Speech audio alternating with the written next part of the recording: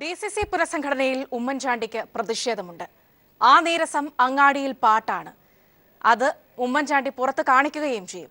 പക്ഷേ അങ്ങനെ ഉമ്മൻചാണ്ടിയെ തഴഞ്ഞുകൊണ്ട് കോൺഗ്രസിനും നിസൻവിസ് ഇന്ന് ചർച്ച ചെയ്യുന്നത് തന്നെയാണ് DCC പുനഃസംഘടനയും ഉമ്മൻചാണ്ടിയുടെ ഇടഞ്ഞുനിൽപ്പും. ഏതായാലും ഇന്നും DCC പുനഃസംഘടനയുമായി ബന്ധപ്പെട്ട് തന്റെ വിയോജിപ്പ് വ്യക്തമായി തന്നെ അറിയിച്ചിരിക്കുകയാണ് ഉമ്മൻചാണ്ടി. കോട്ടയം DCC പ്രസിഡന്റിന്റെ സ്ഥാനാരോഹണ ചടങ്ങിൽ നിന്ന് ഉമ്മൻചാണ്ടി വിട്ടുനിന്നു. സുധീറിനടക്കമുള്ള നേതാക്കൾ ചടങ്ങിൽ പങ്കെടുക്കുകയും ചെയ്തു. എല്ലാവർക്കും പരാതി ഉണ്ടെങ്കിലും ഹൈക്കമാൻഡിന്റെ വാക്ക് അന്തിമമാണെന്നും അതിനെ അനുസരിക്കണമെന്നും മുരളീധരൻ ഓർമ്മപ്പെടുത്തുകയും ചെയ്തു. ഏതായാലും ഇങ്ങനെ ഉമ്മൻചാണ്ടിയുടെ ഈ ഇടഞ്ഞുനിൽപ്പിനെ ഇങ്ങനെ മുന്നോട്ട് കൊണ്ടുപോകാൻ കോൺഗ്രസിനാകുമോ എന്നതാണ് നമ്മൾ ചർച്ച ചെയ്യുന്നത്. നമ്മോടൊപ്പം തത്സമയം ചർച്ചയിൽ പങ്കുചേർന്ന് സംസാരിക്കാനായി ട്രിവാൻഡ്രം സ്റ്റുഡിയോയിൽ നിന്നും ശ്രീ A. റഹീം, ശ്രീ രാജ്മോഹൻ ഉണ്ണിത്താൻ, ഒപ്പം തന്നെ ശ്രീ ജേക്കബ് ജോർജ് എന്നിവർ ചേരും. ഒപ്പം തന്നെ തൃശൂർ സ്റ്റുഡിയോയിൽ നിന്ന് ശ്രീ സുരേന്ദ്രനും ചേരും, BJP നേതാവ്. നമുക്ക് വളരെ വേഗം ചർച്ചയിലേക്ക് എത്താം. ഒരു ഇടവേളയിലേക്ക് പോയി DCC പ്രസിഡന്റുമാരുടെ പട്ടികയുമായി ബന്ധപ്പെട്ട സൂചനകൾ വന്നു തുടങ്ങിയപ്പോഴേ, ഒരുപക്ഷെ അതുമായി ബന്ധപ്പെട്ട ചർച്ചകൾ വന്നു തുടങ്ങിയപ്പോഴേ ഉള്ള പ്രശ്നമാണ്. അത് ഇപ്പോഴും തുടരുന്നു എന്ന ഏറ്റവും പുതിയ സൂചനകൾ ഉമ്മൻചാണ്ടി തന്നെയാണ് നൽകിയിട്ടുള്ളത്. കോട്ടയം DCC പ്രസിഡന്റ് സ്ഥാനാരോഹണ ചടങ്ങിൽ ഇരുന്നുകൊണ്ട്. എന്നാൽ മുരളീധരൻ ഓർമ്മപ്പെടുത്തുന്നു, ഇത് ഹൈക്കമാൻഡിന്റെ അന്തിമ തീരുമാനം അംഗീകരിക്കാൻ എല്ലാവരും തയ്യാറാകണം എന്ന്.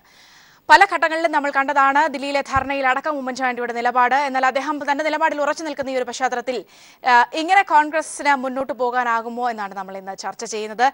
നമ്മൾ ചർച്ചയിലേക്ക് പോവുകയാണ്. ശ്രീ രാജ്മോഹൻ ഉണ്ണിത്താൻ, ഇവിടെ പക്ഷേ കേരളത്തിലെ ഏറ്റവും മുതിർന്ന കോൺഗ്രസ് നേതാവ് തന്നെയാണ് ഇത്തരത്തിൽ തുടർച്ചയായി പ്രതിഷേധം, തന്റെ നീരസം അറിയിച്ചുകൊണ്ടിരിക്കുന്നത്. ഇങ്ങനെ ഈ വിധത്തിൽ ഒരു പ്രത്യേകിച്ചൊരു പുതിയ മുഖം മാറ്റി ജനങ്ങൾക്ക് മുന്നിലേക്ക് വരികയാണ് കോൺഗ്രസ്. ആ ഒരു അവസരത്തിൽ ഇങ്ങനെ ഒരു എതിർപ്പുമായി ഒരു പ്രബലനായ നേതാവ് നിൽക്കുമ്പോൾ എങ്ങനെയാണ് മുന്നോട്ട് പോവുക? ഒരിക്കലും ശ്രീ ഉമ്മൻചാണ്ടിക്ക് പുനഃസംഘടനയുമായി ബന്ധപ്പെട്ട് ഒരു എതിർപ്പോ അല്ലെങ്കിൽ ഒരു പ്രതിഷേധമോ ഉണ്ടെന്ന് പറഞ്ഞത് ശരിയല്ല. പിന്നെ നമ്മളൊരു കാര്യം മനസ്സിലാക്കണം, ഒരു ജില്ലാ കോൺഗ്രസ് കമ്മിറ്റിയുടെ പ്രസിഡന്റ് മാറി പുതിയൊരു പ്രസിഡന്റ് വരുമ്പോൾ പഴയ പ്രസിഡന്റ് പുതിയ പ്രസിഡന്റിനെ ജില്ലാ കോൺഗ്രസ് കമ്മിറ്റിയുടെ രേഖകളും പണം സംബന്ധമായ സകല കണക്കുകളും തെര്യപ്പെടുത്തുകയും ജില്ലാ കോൺഗ്രസ് കമ്മിറ്റിയുടെ രജിസ്റ്ററിൽ പിന്നെ പുതിയ DC പ്രസിഡന്റ് ഒപ്പിട്ട് ചാർജ് എടുക്കുകയും ചെയ്യുന്നതാണ് ഒരു പതിവ്. ഇങ്ങനെ വിപുലമായ ഒരു ചടങ്ങ് സംഘടിപ്പിച്ചൊക്കെ ഇന്ന് ഈ ഇൻ്റർനെറ്റ് യുഗത്തിൻ്റെ ഒരു പ്രത്യേകതയാണ്. കാര്യം ചാനലുകളും ഇതുമൊക്കെ കൂടുതൽ ഇതുള്ള കാലത്ത് ആ ഒരു സാഹചര്യത്തിലാണ് ഈ ചടങ്ങുകൾ, അധികാരം ഏറ്റെടുക്കുന്ന ചടങ്ങുകൾ ഇത്ര വിപുലമാകാൻ തുടങ്ങിയത്. മുൻകാലത്ത് നിങ്ങൾക്ക് നിങ്ങളുടെ ക്ലിപ്പിംഗ് എടുത്ത് പരിശോധിക്കാം. ഒരു 10 വർഷത്തിന് മുമ്പ് ഏതെങ്കിലും ഒരു ജില്ലാ കോൺഗ്രസ് കമ്മിറ്റിയുടെ പ്രസിഡന്റ് ചാർജ് എടുക്കുന്നത് ഇതുപോലെ ഇത്ര വിശാലമായ ചടങ്ങിൽ ഇതിലൊന്നും മുൻ മുഖ്യമന്ത്രിയോ അല്ലെങ്കിൽ വർക്കിംഗ് കമ്മിറ്റി മെമ്പർമാരോ ഇവരൊന്നും പങ്കെടുക്കേണ്ട കാര്യമില്ല. പിന്നെ കേരള പ്രദേശ് കോൺഗ്രസ് കമ്മിറ്റിയുടെ പ്രസിഡന്റ് ആരാണോ ആ പ്രസിഡന്റിന് സ്വാഭാവികമായി വേണമെങ്കിൽ ഒരു പുതിയ ജില്ലാ കോൺഗ്രസ് കമ്മിറ്റിയുടെ പ്രസിഡന്റ് ചാർജ് എടുക്കുന്ന ആ ചടങ്ങിൽ പങ്കെടുക്കാം. അല്ലാതെ പ്രതിപക്ഷ നേതാവോ മുഖ്യമന്ത്രിയോ അല്ലെങ്കിൽ AK ആൻ്റണിയോ ഒന്നും ഇത്തരം ചടങ്ങിൽ പങ്കെടുക്കേണ്ട ആളുകളുമല്ല, പങ്കെടുക്കേണ്ട കാര്യവുമില്ല. ശ്രീ ഉമ്മൻചാണ്ടി കോട്ടയത്ത് മാത്രമല്ല, കേരളത്തിലെ 14 ജില്ലാ കോൺഗ്രസ് കമ്മിറ്റിയുടെ പ്രസിഡന്റുമാർ ചാർജ് എടുത്തപ്പോഴും അവിടെ പോയിട്ടില്ല, പോകില്ല. മാത്രമല്ല, അവർക്ക് ഇനിയിപ്പോൾ ജില്ലാ കോൺഗ്രസ് കമ്മിറ്റിയുടെ പ്രസിഡന്റ് ആയി നിയമിതനായ ആളുകൾക്ക് അവരവരുടെ മണ്ഡലങ്ങളിൽ ഇപ്പോൾ സ്വീകരണം കൊടുക്കും. ആ സ്വീകരണത്തിലൊന്നും ഒരു നേതാക്കന്മാരും പോവില്ല. ഏതെങ്കിലും അതിന് താഴെ ഈ 3 പേർക്ക് താഴെയുള്ള ഏതെങ്കിലും നേതാക്കന്മാർ ഒക്കെ പോകേണ്ട കാര്യമുള്ളൂ. പിന്നെ ആരെയെങ്കിലും നിർബന്ധിച്ച് ക്ഷണിക്കുമ്പോൾ വ്യക്തിപരമായ അവരുടെ ബന്ധം കൊണ്ട് ഒരു പക്ഷേ ചിലരൊക്കെ പോയി കൂടുന്നില്ല എന്നല്ലാതെ ഉമ്മൻചാണ്ടിയെ പോലെ, ശ്രീ രമേശ് ചെന്നിത്തലയെ പോലെ അല്ലെങ്കിൽ കേരള പ്രദേശ് കോൺഗ്രസ് കമ്മിറ്റിയുടെ പ്രസിഡന്റ് ആ ചടങ്ങിൽ പങ്കെടുക്കണം എന്ന് യാതൊരു നിർബന്ധവുമില്ല. ഇതൊരു പുതിയ കീഴ്വഴക്കമാണ്. മുമ്പൊന്നും നമ്മുടെ കോൺഗ്രസ് പാർട്ടിക്കകത്തില്ലാത്ത ഒരു പുതിയ കീഴ്വഴക്കം. ആ കീഴ്വഴക്കത്തിൻ്റെ ആധാരമെന്ന് പറയുന്നത് ഇതൊരു വലിയ സംഭവമായി ചാനലിലും ഒക്കെ വരും. ചാർജ് എടുക്കുന്ന വിവരം 10 മാളോരെ അറിയിക്കുക എന്നുള്ള ഉദ്ദേശത്തോടു കൂടി തന്നെയാണ് അതും ചാനലിൽ വരും എന്ന്, അതുപോലെ തന്നെ മാറി നിന്നാൽ ചാനലിൽ വരും എന്ന് ബോധ്യമുള്ള ആൾ കൂടിയല്ലേ? ഒരിക്കലുമല്ല. ഉമ്മൻചാണ്ടി, ഞാൻ ചോദിക്കട്ടെ, ഈ കേരളത്തിലെ കോൺഗ്രസിൻ്റെ പുനഃസംഘടന ഒരു 5 മാസമായി നടക്കുന്നൊരു പ്രക്രിയയാണ്. ഞങ്ങളെ എല്ലാവരെയും ശ്രീ രാഹുൽ ഗാന്ധി ഡൽഹിയിൽ വിളിപ്പിച്ച് കൂട്ടായി ചർച്ച നടത്തണമെന്ന് പലരും ആവശ്യപ്പെട്ടു. ഒറ്റയ്ക്കൊറ്റയ്ക്ക് കാണണമെന്ന് ചിലർ ആവശ്യപ്പെട്ടു. അവസാനം രാഹുൽ ഗാന്ധി ഞങ്ങളോട് പറഞ്ഞു, ഒറ്റയ്ക്ക് എന്നെ കാണേണ്ടവരെല്ലാം കൈപൊക്കാൻ പറഞ്ഞു. ഞങ്ങൾ കുറേ പേര് കൈപൊക്കി. അപ്പോൾ അദ്ദേഹം പറഞ്ഞു, കൈ പൊക്കിയ ഇത്രയും ആളുകളെ ഞാൻ ഒറ്റയ്ക്ക് കാണും, ബാക്കി കൂട്ടായി കാണുമെന്ന് തീരുമാനമെടുത്തിട്ട് കൂട്ടായി കാണും. അപ്പോൾ കൂട്ടായി കാണുമെന്ന് പറഞ്ഞാൽ 4ഉം 5ഉം പേരും ഓരോ ഗ്രൂപ്പുകൾ, കോൺഗ്രസിൻ്റെ ഗ്രൂപ്പല്ല, ഓരോ ഗ്രൂപ്പുകളായി കണ്ടു. ഞങ്ങൾ 10-20 പേര് ഒറ്റയ്ക്കൊറ്റ അദ്ദേഹത്തെ കണ്ടു. ഞങ്ങൾക്ക് പറയാനുള്ള കാര്യങ്ങൾ പറഞ്ഞു. അപ്പോഴൊക്കെ രാഹുൽ ഗാന്ധി പറഞ്ഞൊരു കാര്യമുണ്ട്, ഞാൻ നിങ്ങളെ ഇവിടെ വിളിപ്പിച്ചത് കേരളത്തിലെ കോൺഗ്രസിൻ്റെ പരാജയത്തെക്കുറിച്ചോ പിന്നെ മറ്റു കാര്യങ്ങളെക്കുറിച്ച് ചർച്ച ചെയ്യില്ല. അതിനെക്കുറിച്ചൊക്കെ എനിക്ക് നല്ല ബോധ്യമുണ്ട്. പക്ഷേ ഒരു കാര്യം നിങ്ങളെ അറിയിക്കാനാണ് ഞാൻ വിളിച്ചത്. കേരളത്തിലെ കോൺഗ്രസ് പ്രവർത്തകരുടെ കൂറും വിധേയത്വവും പ്രതിബദ്ധതയും ഇപ്പോൾ കോൺഗ്രസ് പാർട്ടിയോടല്ല, ഗ്രൂപ്പിനോടാണ്. അതിനെ അംഗീകരിക്കാൻ പറ്റില്ല, അതിനെ ആവർത്തിക്കാൻ പറ്റില്ല. അതുകൊണ്ട് ഗ്രൂപ്പിനോട് കൂറും വിധേയത്വവും പ്രതിബദ്ധതയും കാണിക്കുന്ന ഇവിടെ അവസാനിപ്പിക്കണം. നിങ്ങളുടെ പ്രതിബദ്ധത പാർട്ടിയോടാകണം. അതുകൊണ്ട് ഇനി ഈ കേരളത്തിലെ കോൺഗ്രസിനെ രക്ഷപ്പെടുത്താൻ എന്തൊക്കെ ചെയ്യാൻ കഴിയും എന്ന് നിങ്ങൾക്ക് എന്തെല്ലാം അഭിപ്രായമുണ്ടോ അത് അറിയാനാണ്. എന്നിട്ട് ഞങ്ങളെ വിളിച്ചതിന് ശേഷം അദ്ദേഹം കേരളത്തിലെ പാർലമെൻറ്റ് അംഗങ്ങളെ വിളിച്ചു. അവരുമായി ഓരോരുത്തരുമായി ചർച്ച നടത്തി. അതിനുശേഷം വീണ്ടും KPCC പ്രസിഡന്റിനെയും മുൻ മുഖ്യമന്ത്രിയെയും ആഭ്യന്തരമന്ത്രിയെയും വിളിച്ചു. അതിനുശേഷം വീണ്ടും ഈ പാർലമെൻറ്റ് അംഗങ്ങളുമായി ചർച്ച നടത്തി. കേരളത്തിൽ ഇവിടെ വന്ന് മുകുൾ വാസ്നിക്ക് ഇവിടെ വീണ്ടും ഇവരുമായി ചർച്ച നടത്തി. അപ്പോൾ ആ ചർച്ചയിൽ നിന്നൊക്കെ ഉരുത്തിരിഞ്ഞു വന്ന അഭിപ്രായങ്ങൾ ക്രോഡീകരിച്ചുകൊണ്ടാണ് ഈ 14 പേരെ ജില്ലാ കോൺഗ്രസ് കമ്മിറ്റിയുടെ പ്രസിഡൻ്റാക്കിയത്. അതിലിപ്പോൾ അഭിപ്രായ വ്യത്യാസമുണ്ടെന്ന് ചില ആളുകൾ പറയുന്നല്ലോ. ഇനിയിപ്പോൾ പോട്ടെ, ബാലറ്റ് പേപ്പറിലൂടെ തെരഞ്ഞെടുപ്പ് നടത്തി 14 DC പ്രസിഡന്റ് വന്ന അഭിപ്രായ വ്യത്യാസം ഉണ്ടാകത്തില്ലേ? 92-ലാണ് അവസാനമായി തെരഞ്ഞെടുപ്പ് നടന്നത്. തെരഞ്ഞെടുപ്പിൽ പരാജയപ്പെട്ട ആളുകളെ 6 മാസം കഴിയുമ്പോൾ KPC മെമ്പർമാരും KPC ഭാരവാഹികളെ ആക്കേണ്ടി വന്നു. എന്തുകൊണ്ടാണ്? ഈ പരാതി കൊണ്ട്. തെരഞ്ഞെടുക്കപ്പെട്ടവരുമായി പരാജയപ്പെട്ടവർ സഹകരിക്കാത്തൊരു സാഹചര്യം കേരളത്തിൽ സംജാതമായപ്പോൾ പരാജയപ്പെട്ടവരെ കൂടി KPCC മെമ്പർമാരാക്കി, KPC എക്സിക്യൂട്ടീവിലെടുത്ത് പരാജയപ്പെട്ടവരെ കൂടി KPC ഭാരവാഹികളാക്കി. അപ്പോൾ ജനാധിപത്യപരമായ രീതിയിൽ ബാലറ്റ് പേപ്പറിലൂടെ തെരഞ്ഞെടുപ്പ് നടന്ന ഒരാൾ ജയിക്കുകയും ഒരാൾ തോക്കുകയും ചെയ്തിട്ട് അവിടെയും പരാതി വന്നു. തോറ്റവരെ കൂടെ ഉൾക്കൊള്ളുന്ന പ്രാകൃതമായൊരു ജനാധിപത്യം കേരളത്തിലെ കോൺഗ്രസിൽ അന്ന് പ്രാവർത്തികമാക്കേണ്ടി വന്നു. എന്തിനാ? ഈ സംഘടന സുഗമമായി മുന്നോട്ട് പോകാൻ. അപ്പോൾ സ്വാഭാവികമായി ഒരു പോസ്റ്റിലേക്ക് ഒന്നിലധികം ആളുകൾ ആഗ്രഹം പ്രകടിപ്പിച്ചു കഴിഞ്ഞാൽ ആർക്കെങ്കിലും ഒരാൾക്കേ പോസ്റ്റ് കിട്ടുള്ളൂ. കിട്ടുമ്പോൾ ബാക്കി 3 പേര് അസ്വസ്ഥരാണ്, അസംതൃപ്തരാണ്. അവരുടെ ഗോഡ് ഫാദേഴ്സ് അസംതൃപ്തരാകും. അതൊക്കെ സ്വാഭാവികമാണ്. ഒരു ജനാധിപത്യ രാഷ്ട്രീയ പ്രക്രിയയിൽ ഇതൊക്കെ സ്വാഭാവികമായ കാര്യങ്ങളാണ്. ഇതിനെക്കുറിച്ചൊന്നും വലിയ ഒരു ചർച്ചയ്ക്ക് പ്രസക്തിയില്ല. അഭിപ്രായ വ്യത്യാസത്തെ ആ ഒരു സ്വാതന്ത്ര്യത്തോടു കൂടി തന്നെ നമ്മൾ കാണേണ്ടതല്ലേ? അവിടെയാണ് ശ്രീ ജേക്കബ് ജോർജ് പറഞ്ഞതുപോലെ തന്നെ ജന്തർ മന്ദറിൽ നടന്ന ആ ഒരു ധർണയിലടക്കം ഉമ്മൻചാണ്ടി വിട്ടുനിന്നതിനെ ഇപ്പോഴും അദ്ദേഹം തുടരുന്ന ഈ ഒരു നീരസത്തെ അത് ഭാവിയിലും ഇങ്ങനെ തന്നെ ആയിരിക്കും തന്റെ നിലപാടെന്നൊരു സൂചനയായി കൂടി കാണണ്ടേ? അത് ഉമ്മൻചാണ്ടിയുടെ നിലപാട്. ഉമ്മൻചാണ്ടി ഒരിക്കലും പാർട്ടി നേതൃത്വത്തെ ഹൈക്കമാൻഡിനെ ധിക്കരിക്കുകയോ അതിന്റെ തീരുമാനങ്ങളെ തിരസ്കരിക്കുകയോ ചെയ്യുന്ന ആളല്ല. മുരളീധരൻ പോലും പറഞ്ഞിരിക്കുന്നു തീരുമാനം ഹൈക്കമാൻഡിന്റേതാണ്, അത് പാലിക്കേണ്ടത് അല്ലെങ്കിൽ അതിനെ അംഗീകരിക്കേണ്ടത് എല്ലാവരുടെയും ഉത്തരവ്. അത് സ്വാഭാവികം ഉമ്മൻചാണ്ടിക്കുള്ളൊരു മറുപടി. പക്ഷേ ഉമ്മൻചാണ്ടിക്ക് അമർഷം രേഖപ്പെടുത്തുന്നതിന് ആർക്കും വിലക്ക് കൽപ്പിക്കാൻ പറ്റില്ലല്ലോ. ഇപ്പം സാധാരണ ഇതുപോലെ ഒരാൾ അമർഷവും എതിർപ്പും ഒക്കെ രേഖപ്പെടുത്തി മാറി നിന്നാൽ വാ ഹൈക്കമാൻഡിൽ ഒരു സ്ഥാനം തരാം, ഡൽഹിയിൽ ഒരു സ്ഥാനം തരാം, അല്ലെങ്കിൽ വേറൊരു സ്ഥാനം തരാം എന്ന് പറഞ്ഞ് പാട്ടിലാക്കാൻ കഴിയും. പാട്ടിലാക്കാൻ ശ്രമിച്ചാൽ അതിന് വഴങ്ങുന്ന നേതാക്കന്മാരേറെയുണ്ട്. പക്ഷെ നമ്മൾ മനസ്സിലാക്കേണ്ടത് ഉമ്മൻചാണ്ടി അത്രക്കാരനല്ല. ഉമ്മൻചാണ്ടിക്ക് ഉള്ള സ്ഥാനം പോലും വേണ്ടെന്ന് പറഞ്ഞ് മാറി നിൽക്കുകയാണ്. പരാജയത്തിൻ്റെ ഒരു ഉത്തരവാദിത്വം വേറെ ആരിലും കെട്ടി ഏൽപ്പിക്കാതെ ഞാനാണ് കാരണം, ഞാൻ മാറി നിൽക്കാം എന്ന് പറഞ്ഞ് മാറി നിൽക്കുന്ന ഒരു മുഖ്യമന്ത്രിയാണ് ഉമ്മൻചാണ്ടി. നാളെ വർക്കിംഗ് കമ്മിറ്റി പ്രസിഡന്റാക്കാം. വർക്കിംഗ് കമ്മിറ്റി പ്രസിഡന്റാക്കാൻ പറ്റത്തില്ല കേട്ടോ. വർക്കിംഗ് കമ്മിറ്റി അംഗമാക്കാം, അല്ലെങ്കിൽ ആ സ്ഥാനം തരാം, ഈ സ്ഥാനം തരാം, ജനറൽ സെക്രട്ടറി ആക്കാം എന്ന് പറഞ്ഞാലൊന്നും വഴങ്ങത്തില്ല. അങ്ങനെ വഴങ്ങാതെ നിൽക്കുന്ന ഒരാളെ ഹൈക്കമാൻഡ് എങ്ങനെ കൈകാര്യം ചെയ്യും? അദ്ദേഹം നിസ്സഹരിച്ച് തന്നെ നിൽക്കുകയാണ്. തീർച്ചയായിട്ടും ഈ DCC അംഗ നേതൃത്വത്തിലേക്ക് വന്ന ആൾക്കാർ അർഹതപ്പെട്ടവരാണ്. ഒരു തലമുറ മാറ്റം വന്നിരിക്കുന്നു. സ്വാഭാവികമായിട്ടും കോൺഗ്രസ്സുകാരെല്ലാവരും അതിനെ സർവാത്മന സ്വാഗതം ചെയ്യും. പക്ഷേ ഇതിനകത്തൊരു പാറ്റേൺ നമുക്ക് കാണാം. ബോധപൂർവമോ ബോധപൂർവമല്ലാതെയോ ഒരു പ്രബല വിഭാഗത്തെ മാറ്റി നിർത്തിയിരിക്കുന്നു. ആ വിഭാഗത്തിന് ആ വിഭാഗം എന്ന് പറയുന്നത് കോൺഗ്രസിലെ മുഖ്യധാര വിഭാഗമാണ്. ആ വിഭാഗത്തെ മാറ്റി നിർത്തിയിരിക്കുന്നത് ബോധപൂർവമൊന്നും അല്ല, ഗ്രൂപ്പ് അടിസ്ഥാനത്തിലല്ല തെരഞ്ഞെടുപ്പ് നടത്തിയത് എന്നൊക്കെ പറയാമെങ്കിലും പക്ഷേ അതങ്ങനെ വെള്ളം തൊടാതെ വിഴുങ്ങാൻ ഉമ്മൻചാണ്ടി തയ്യാറാകുന്നില്ല എന്നതാണ് സൂചന. ഇതിനെ ഹൈക്കമാൻഡ് എങ്ങനെ കാണും? തീർച്ചയായിട്ടും കോൺഗ്രസിൽ ഉമ്മൻചാണ്ടി ഒരു പ്രതിസന്ധി ഉണ്ടാക്കിയിരിക്കുകയാണ്. അദ്ദേഹത്തിന് സ്ഥാനമാനങ്ങളല്ല ആവശ്യം, ഇത് തിരുത്തണമെന്നും അത് ആവശ്യപ്പെടത്തില്ല. പക്ഷേ അദ്ദേഹത്തിന് വേറെ ചില കണക്കുകൂട്ടലുണ്ട്.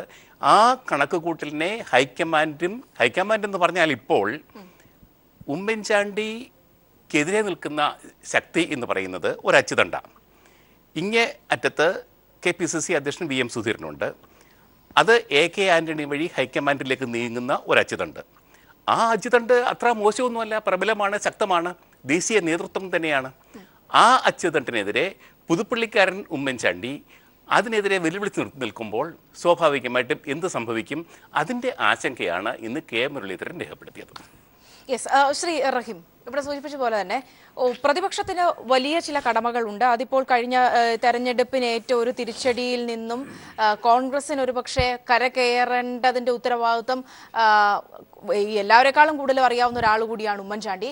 പക്ഷേ ഇപ്പോഴത്തെ ഈ ഒരു വിഷയം പ്രത്യേകിച്ച് ദേശീയ തലത്തിലേക്ക് ഒരു വലിയ പ്രക്ഷോഭം സംഘടിപ്പിക്കുന്നു, ഒരു ധർണ നടത്തുന്നു, അവിടെ പോലും മാറ്റി നിർത്തുന്ന ഈ ഉമ്മൻചാണ്ടിയുടെയൊക്കെ നിലപാട് പ്രതിപക്ഷത്തെ കൂടുതൽ ദുർബലമാക്കുന്നുണ്ടോ? തീർച്ചയായിട്ടും അത് കോൺഗ്രസ്സാണ് ആലോചിക്കേണ്ടത്. ഇപ്പോൾ കോൺഗ്രസ് കേരളത്തിൽ മാത്രമല്ല രാജ്യത്താകെ വലിയ ദുർബലാവസ്ഥ നേരിടുന്നുണ്ട്. ഞാനത് വിശാലാർത്ഥത്തിൽ യഥാർത്ഥത്തിൽ അത് ഇന്ത്യയിൽ ഒരു പ്രബലമായൊരു പ്രതിപക്ഷ ചേരി ഇല്ലാതാകുന്നതിൻ്റെ ആശങ്ക എല്ലാ തരത്തിലുള്ള ജനാധിപത്യ സ്നേഹികൾക്കുമുണ്ട്. അത് കോൺഗ്രസ് ദുർബലപ്പെടുന്നതിന് ആ തരത്തിൽ ആശങ്കാപരമായി തന്നെ കാണുന്നവരാണ്. കഴിഞ്ഞ ദിവസം ഇവിടെ ഒരു പ്ലാറ്റ്ഫോമിൽ തന്നെ ശ്രീ ജേക്കബ് ജോർജ് ആ ഒരു ആശങ്ക പങ്കുവെക്കുകയുണ്ടായി. പക്ഷേ ഇവിടെ വരുന്നൊരു പ്രശ്നം, നിങ്ങൾ നോക്കൂ, കോൺഗ്രസിനകത്ത് ശ്രീ രാജ്മോഹൻ ഉണ്ണിത്താൻ സൂചിപ്പിച്ചതുപോലെ ഗ്രൂപ്പ് വഴക്കും ഏറ്റുമുട്ടലുകളും എല്ലാം തന്നെ പുതിയ കാര്യമല്ല, എല്ലായ്പ്പോഴും ഉണ്ടാകുന്നൊരു കാര്യം തന്നെയാണ്. പക്ഷേ ഇവിടെ വരുന്നൊരു പ്രധാനപ്പെട്ട പ്രത്യേകത, കുറച്ച് മാസങ്ങൾക്ക് മുമ്പ് വരെ കേരളത്തിലെ കോൺഗ്രസിൻ്റെ തലതൊട്ടപ്പനാരായിരുന്നു, അത് ഉമ്മൻചാണ്ടിയായിരുന്നു. കേരളത്തിലെ കോൺഗ്രസ് എന്ന് പറയുന്നത് ഉമ്മൻചാണ്ടിയായിരുന്നു, അദ്ദേഹത്തിൻ്റെ കൈവളയിലായിരുന്നു. PCC അധ്യക്ഷന്മാർ സാധാരണഗതിയിൽ AICC സമർപ്പിക്കുന്ന ലിസ്റ്റിന് അനുകൂലമായിട്ടാണ് സാധാരണഗതിയിൽ സ്ഥാനാർത്ഥികളെ പ്രഖ്യാപിക്കാറ്. ഇക്കഴിഞ്ഞ തവണ KPCC അധ്യക്ഷൻ വാശി പിടിച്ചു നിന്നിട്ട് പോലും ഉമ്മൻചാണ്ടിക്കൊപ്പമായിരുന്നു AICC എന്നത്. തെരഞ്ഞെടുപ്പിൽ പരാജയപ്പെട്ടു. പിന്നെ ശ്രീ ജേക്കബ് ജോർജ് തെരഞ്ഞെടുപ്പിൽ പരാജയപ്പെട്ടതിന് ശേഷം അദ്ദേഹം മാറി നിന്നതിനെ, സ്ഥാനം ഏറ്റെടുക്കാതിരുന്നതിനെക്കുറിച്ച് പറഞ്ഞതിനോട് എനിക്ക് യോജിപ്പില്ല. അദ്ദേഹം നിർബന്ധിതനാവുകയായിരുന്നു. കേരളത്തിലെ MLA-മാർക്കിടയിൽ ഉമ്മൻചാണ്ടിക്ക് ഭൂരിപക്ഷമില്ല എന്നത് യാഥാർത്ഥ്യമാണ്. കേരളത്തിലെ കോൺഗ്രസിനകത്ത് അദ്ദേഹം ദുർബലമായി. ഇതിൻ്റെ കാരണം എന്താണ്?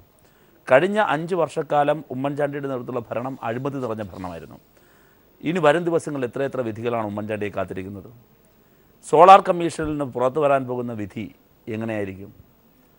പക്ഷേ ഇവിടെയൊക്കെ പ്രശ്നം, ഞാൻ കോൺഗ്രസ് നേതൃത്വത്തോടെ എടുക്കുന്ന വിമർശനവും, ഇത് ഇനിയല്ല ഇവർ പരിഹരിക്കേണ്ടത്.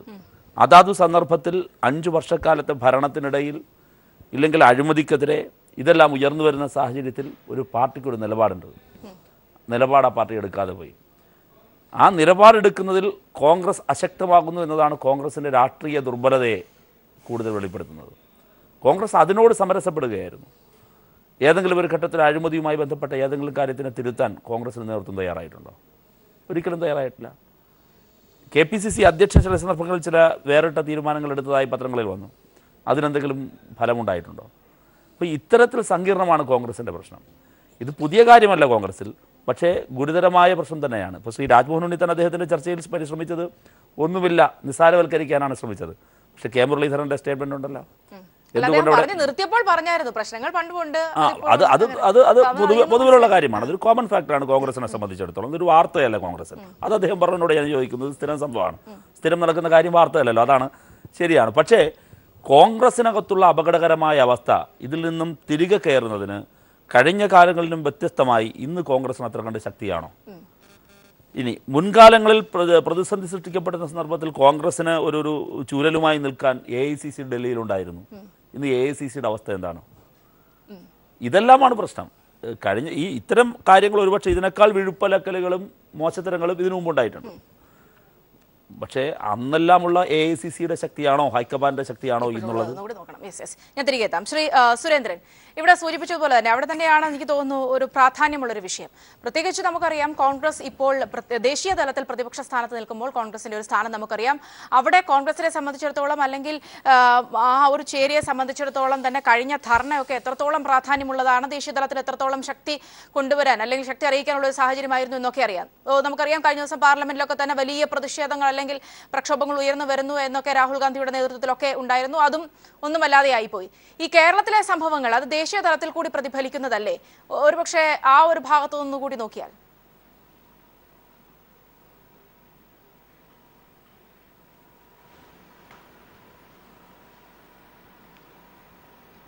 സൗമ്യ, കോൺഗ്രസ് പൊതുവെ ICUയിൽ കിടക്കുകയാണിപ്പോൾ.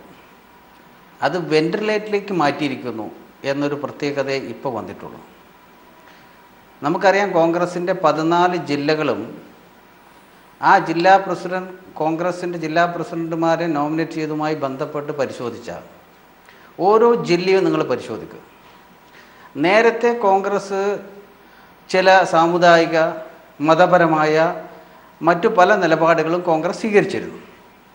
ഇപ്പം നിങ്ങൾ നോക്കൂ, പൂർണ്ണമായും ക്രിസ്ത്യൻ ബെൽറ്റായ ഇടുക്കി ജില്ല നോമിനേറ്റ് ചെയ്തിരിക്കുന്ന ഒരു മുസ്ലിം സമുദായത്തെ അംഗത്തെയാണ്.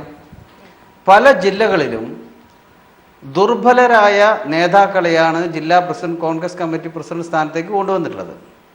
പക്ഷേ ഇതിൻ്റെ പിന്നിൽ ഒരു ഹിഡൻ അജണ്ട പ്രവർത്തിക്കുന്നു എന്ന് ആരെങ്കിലും സംശയിച്ചാൽ അവരെ കുറ്റപ്പെടുത്താൻ കഴിയില്ല. കാരണം അഖിലേന്ത്യാ തലത്തിൽ കോൺഗ്രസ് പാർട്ടിയും CPM-ഉം യോജിച്ച സമരപരിപാടികളുമായി മുന്നോട്ട് പോവുകയാണ്. ഇത് വരാൻ പോകുന്ന UPA മുന്നണിയുടെ ഭാഗമായി സംശയിക്കേണ്ടിയിരിക്കുന്നു.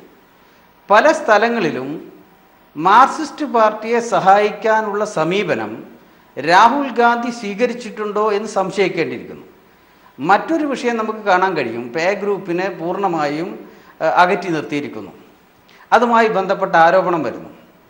ഇനി അഥവാ ആരെങ്കിലും ജയിച്ചു കയറുകയാണെങ്കിൽ അത് I ഗ്രൂപ്പ് മതി എന്ന് രാഹുൽ ഗാന്ധി തീരുമാനിച്ചിരിക്കുന്നു. കോൺഗ്രസിനെ സംബന്ധിച്ചിടത്തോളം കേരള സംസ്ഥാനത്ത് മാത്രമല്ല, ഇന്ത്യയിലാകമാനം ആ പ്രസ്ഥാനം ജനങ്ങളിൽ നിന്ന് അകന്നുകൊണ്ടിരിക്കുകയാണ്. കേരളത്തിലും ഒട്ടേറെ ആ പ്രസ്ഥാനം ജനങ്ങളിൽ നിന്ന് അകന്നു കഴിഞ്ഞിരിക്കുന്നു. നിങ്ങൾ ഓരോ തെരഞ്ഞെടുപ്പ് നോക്കൂ. കഴിഞ്ഞ 2011 കോൺഗ്രസ്സിന് മാത്രമായി 26% വോട്ട് ലഭിച്ചിരുന്നു.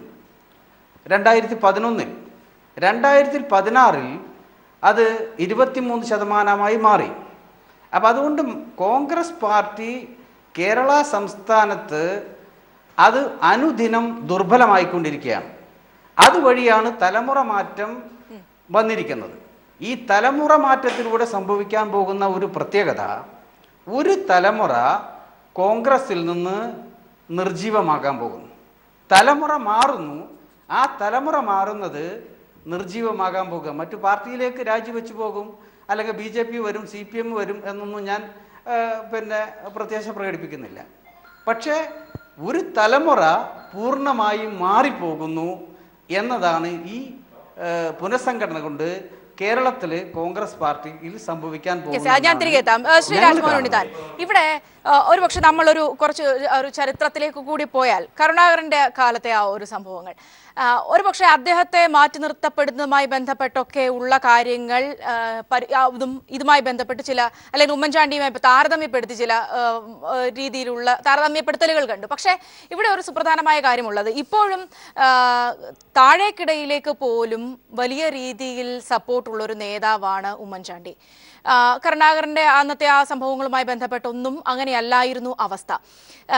അങ്ങനെ ഇരിക്കുന്ന ഉമ്മൻചാണ്ടിയെ മാറ്റി നിർത്താം എന്നുള്ള ഒരു മോഹം, അല്ലെങ്കിൽ ഇപ്പോഴായാലും അത് തുടരുന്നു, ഉമ്മൻചാണ്ടിയുടെ ഈ ഒരു വിരോധമായാലും നീരസമായാലും അത് അങ്ങനെ അങ്ങ് പോട്ടെ, മൈൻഡ് ചെയ്യേണ്ട എന്നുള്ള ഒരു വിചാരം കോൺഗ്രസിനെ തകർക്കില്ലേ? നമ്മൾ അതിനു മുമ്പ് ഈ രണ്ടുപേര് പറഞ്ഞ കാര്യത്തെക്കുറിച്ച് മറുപടി പറയാനല്ലോ. ഇപ്പം ആദ്യമായിട്ട് ഒരാൾ പറഞ്ഞത് കോൺഗ്രസിൻ്റെ മതേതര സ്വഭാവം, പണ്ട് എല്ലാ മതങ്ങൾക്കും ഒരു ഈക്വൽ സമീപനം കൊടുക്കുന്നു. ഇപ്പോൾ ഇടുക്കി ജില്ലയെക്കുറിച്ച് അദ്ദേഹം പറയാൻ കാരണം അത് ക്രിസ്ത്യൻ മെജോറിറ്റിയുള്ളൊരു ജില്ലയിൽ ഞങ്ങളൊരു മുസ്ലിമിനെ വെച്ചു എന്നുള്ളതാണ്, മനസ്സിലായില്ലേ?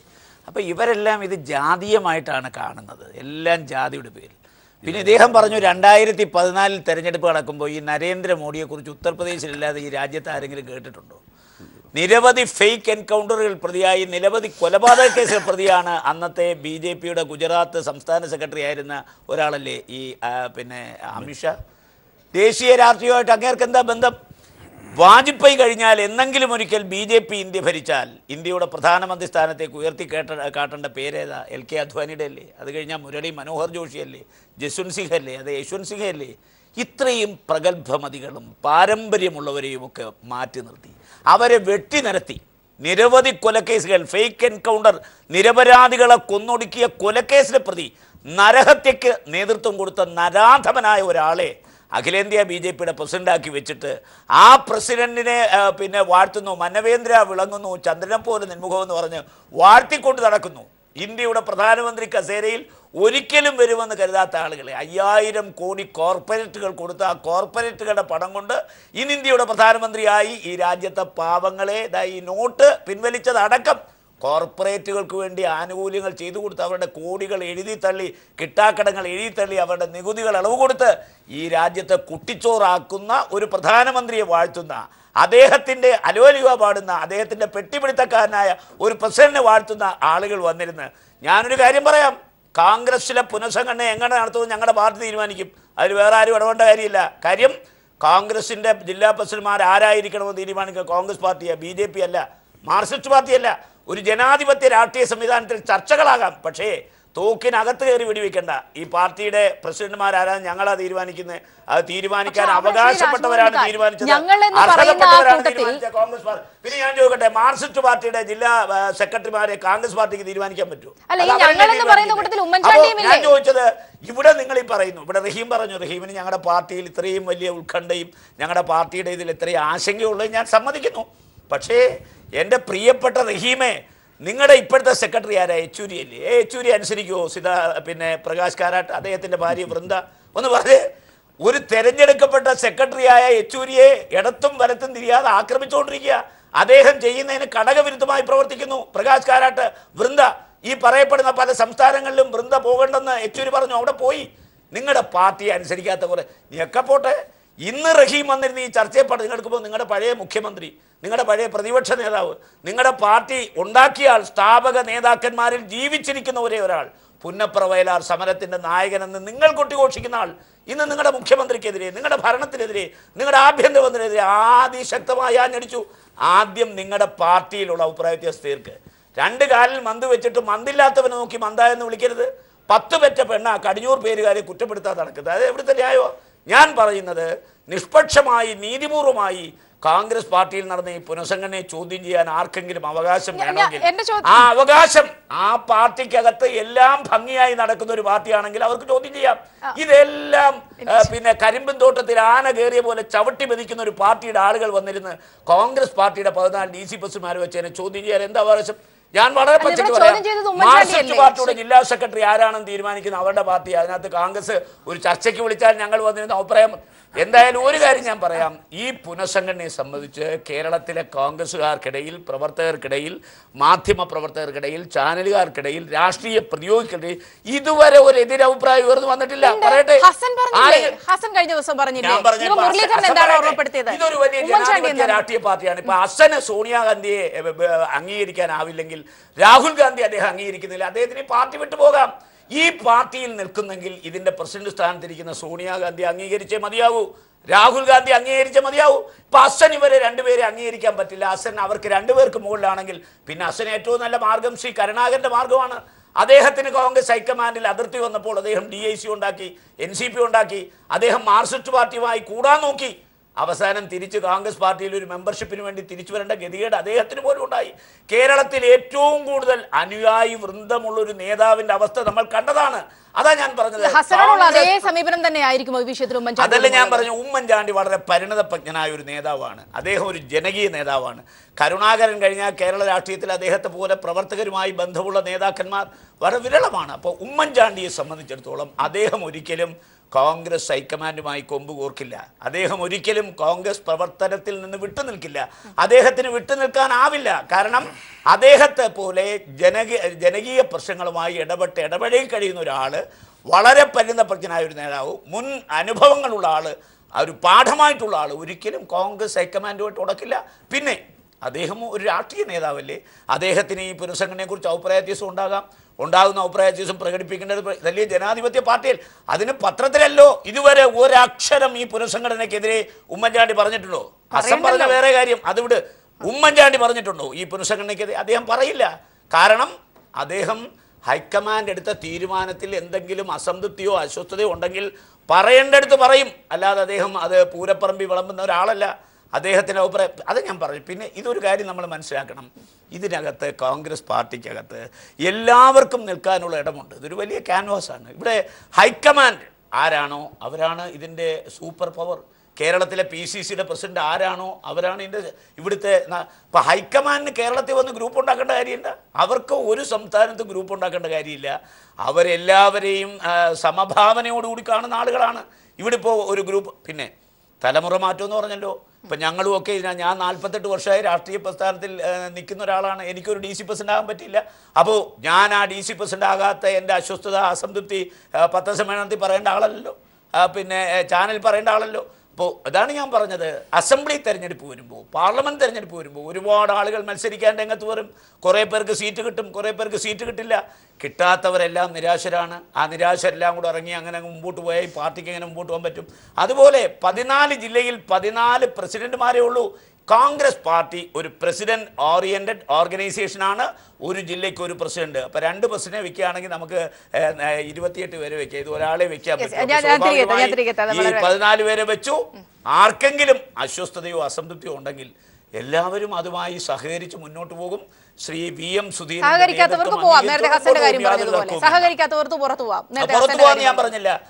സഹകരിക്കാത്തവർ ഇത്തരം കമന്റുകൾ പാസ്സാക്കിയാൽ അതൊക്കെ കോൺഗ്രസ് പ്രവർത്തകർ പരമപുച്ഛത്തോട് മാത്രമേ ഉള്ളൂ. വളരെ വേഗം ചർച്ചയിലേക്ക് തിരികെ എത്താൻ ഒരു ഇടവേള അനിവാര്യമായിരിക്കുകയാണ്. ഇടവേളയിലേക്ക് പോയി തിരികെ ചർച്ചയിലേക്ക് ശ്രീ ജേക്കബ് ജോർജിലേക്ക് വരികയാണ്. നേരത്തെ ഞാൻ ശ്രീ രാജ്മോഹൻ ഉണ്ണിത്താനോട് ചോദിച്ച് എനിക്ക് മറുപടി കിട്ടാൻ ഒരു ചോദ്യത്തിലേക്ക് തന്നെ വരികയാണ്. ഈ പറഞ്ഞതുപോലെ തന്നെ കരുണാകരനുമായി ബന്ധപ്പെടുത്തി തന്നെയാണ് ചോദിക്കാനുള്ളത്. അന്ന് കരുണാകരനെ മാറ്റി നിർത്തുമ്പോൾ, അല്ലെങ്കിൽ കരുണാകരൻ വേണ്ട എന്ന് കോൺഗ്രസിന് നിശ്ചയിക്കാനുള്ളൊരു സമയം എത്തിയപ്പോൾ തന്നെ കരുണാകരൻ ഒരു വെറുക്കപ്പെട്ടവനായി തീർന്നിരുന്നു. പക്ഷേ ആ ഒരു അവസ്ഥയുണ്ടോ ഇപ്പോൾ ഉമ്മൻചാണ്ടിക്ക്? അതിനപ്പുറത്തേക്ക് താഴേക്കിടയിലേക്ക് കൂടുതൽ അണികൾക്കിടയിലേക്ക് കൂടുതൽ സ്വാധീനമുള്ളൊരു നേതാവല്ലേ ഇപ്പോൾ? കോൺഗ്രസിന്റെ ചരിത്രം ഗ്രൂപ്പുകളുടെ ചരിത്രമാണ്. ഗ്രൂപ്പുകളുടെയും ഒടുങ്ങാത്ത ഗ്രൂപ്പ് വൈരാഗ്യത്തിൻ്റെയും ഗ്രൂപ്പ് യുദ്ധത്തിൻ്റെയും ഒക്കെ ചരിത്രമാണ്.